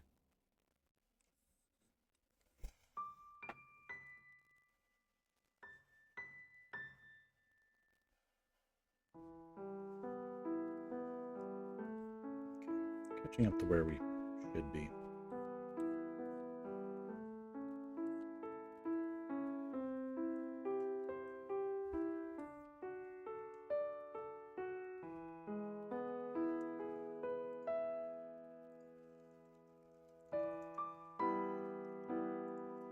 Hey, Boxer's referring to me pestering him for more wine.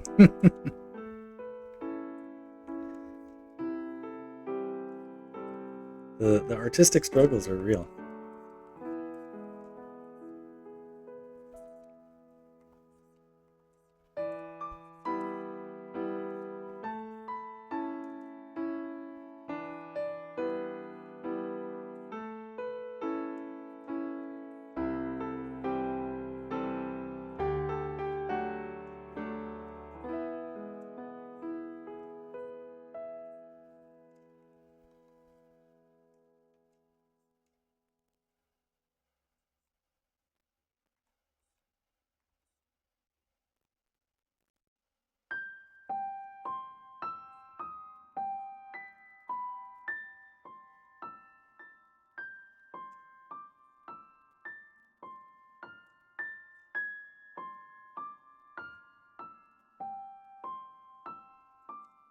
Do, do, do, do, do, do, do, do, do, do, do.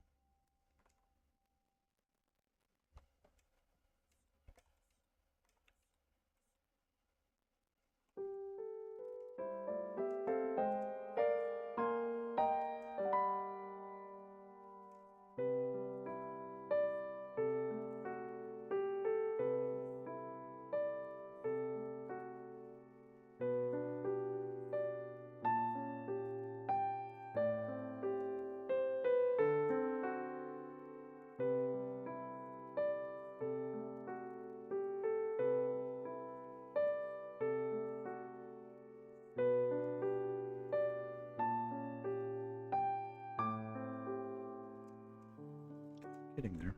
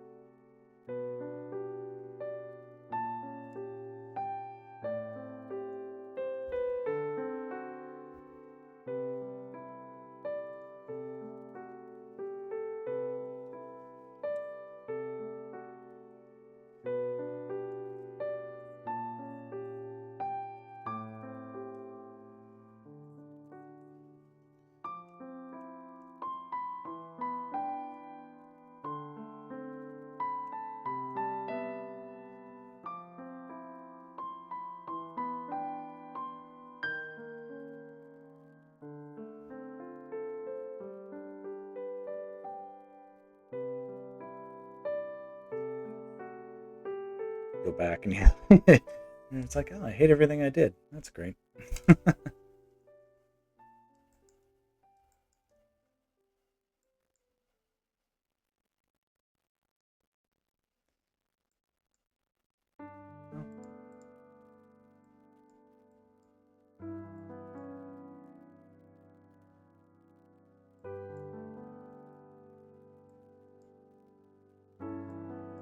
Let's find out.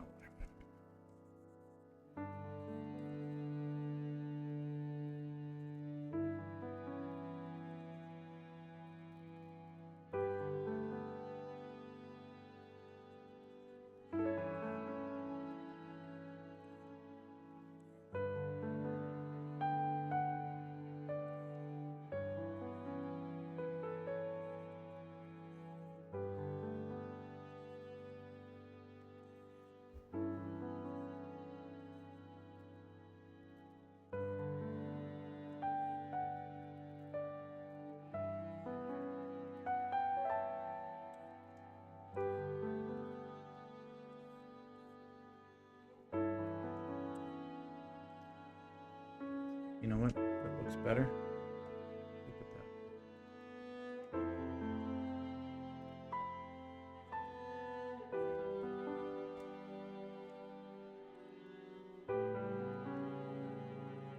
Not going to argue.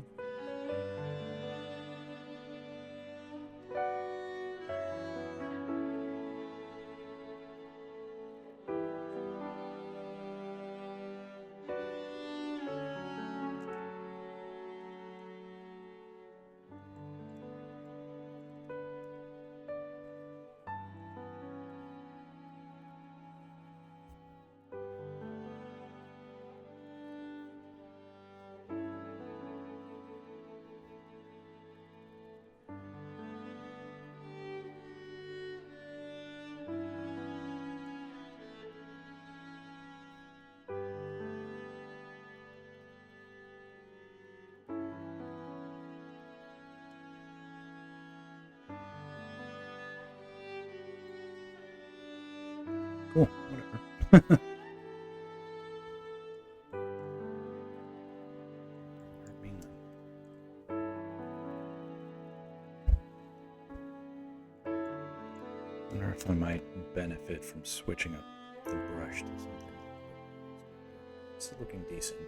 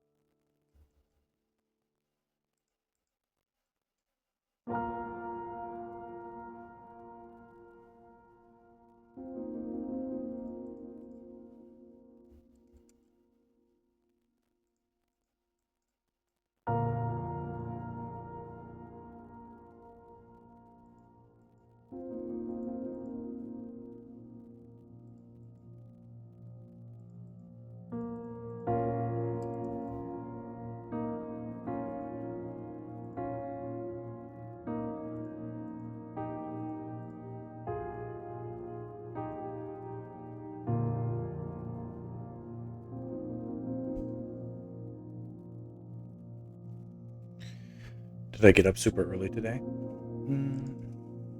Not super early. Like a normal time. Like 8, 7. Probably 7. Do I look super tired? What are you saying?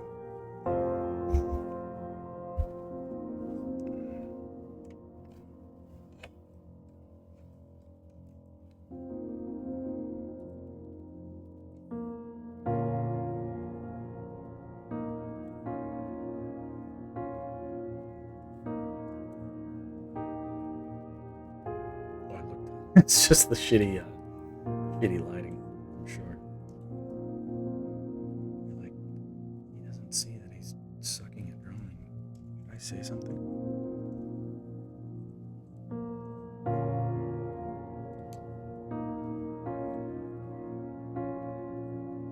It's all good, by the way. If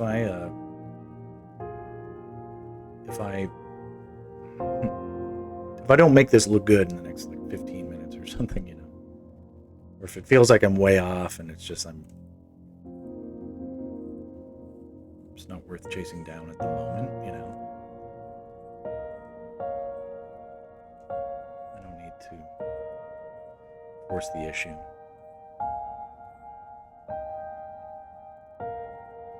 There's a Carl, welcome.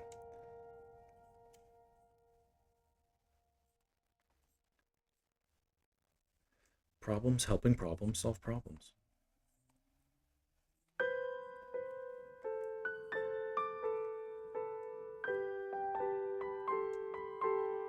Okay, we don't need 5 versions of the same fucking song.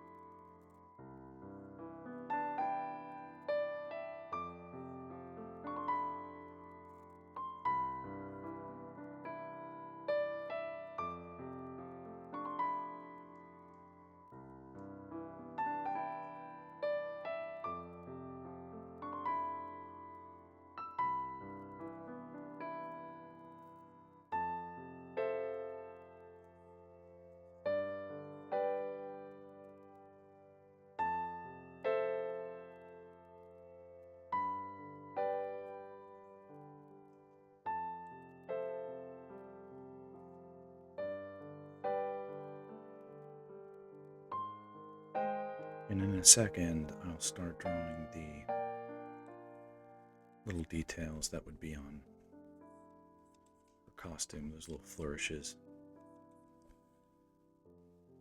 There's this blotch of light here. Not sure where that came from.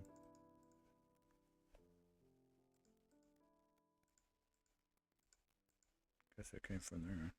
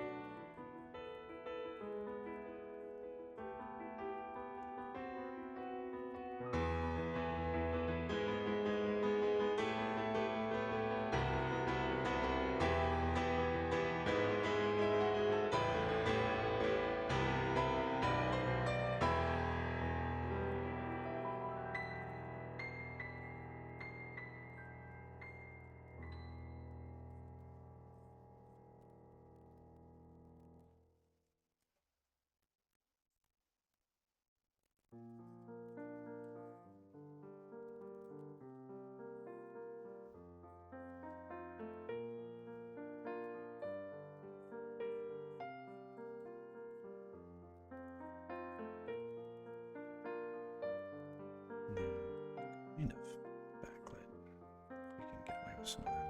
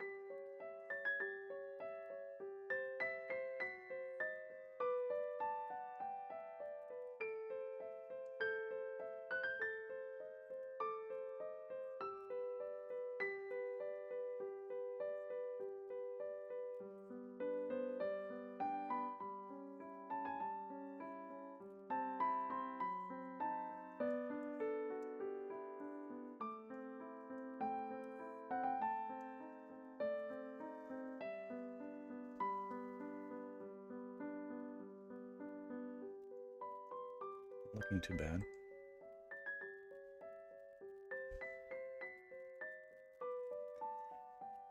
Newsakar says, I think what matters is that you stick to it a bit, you solve it. I think so. Yeah. I'm experimenting. I'm trying different things. I've been good. Thank you. I've been busy with actual work, which is good. Not for the stream, but it's good for my bank account. You like the look of her nose? Okay, good. I'm trying to give her like a sort of a natural vibe.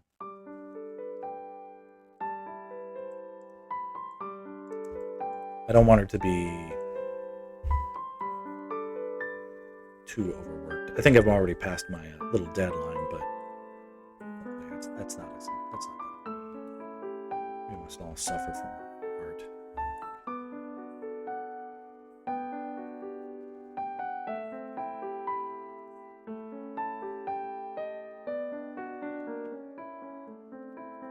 Just trying to find the right. Yeah, that looked good right there.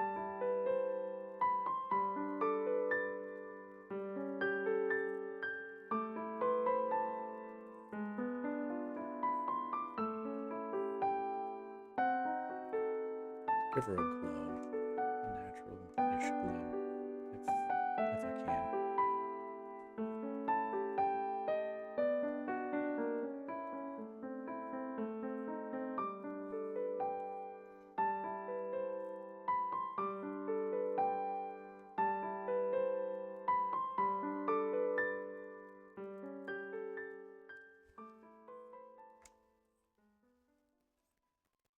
I think I went too far with like canceling all the edges, and now I need to bring some of that back.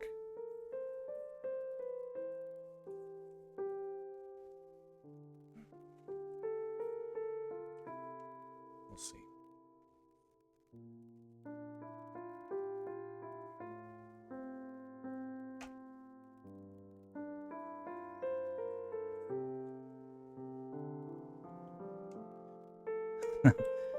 The bank account was running near the deficit. Actually, truth be told, it was very much. This is just kids are expensive. They're just expensive, and then you can't just like go without sometimes. So anyway, I had to rely on credit cards for a little bit. It wasn't like it was anything that was, it's just clients take forever to pay sometimes. They just do. Nice for them.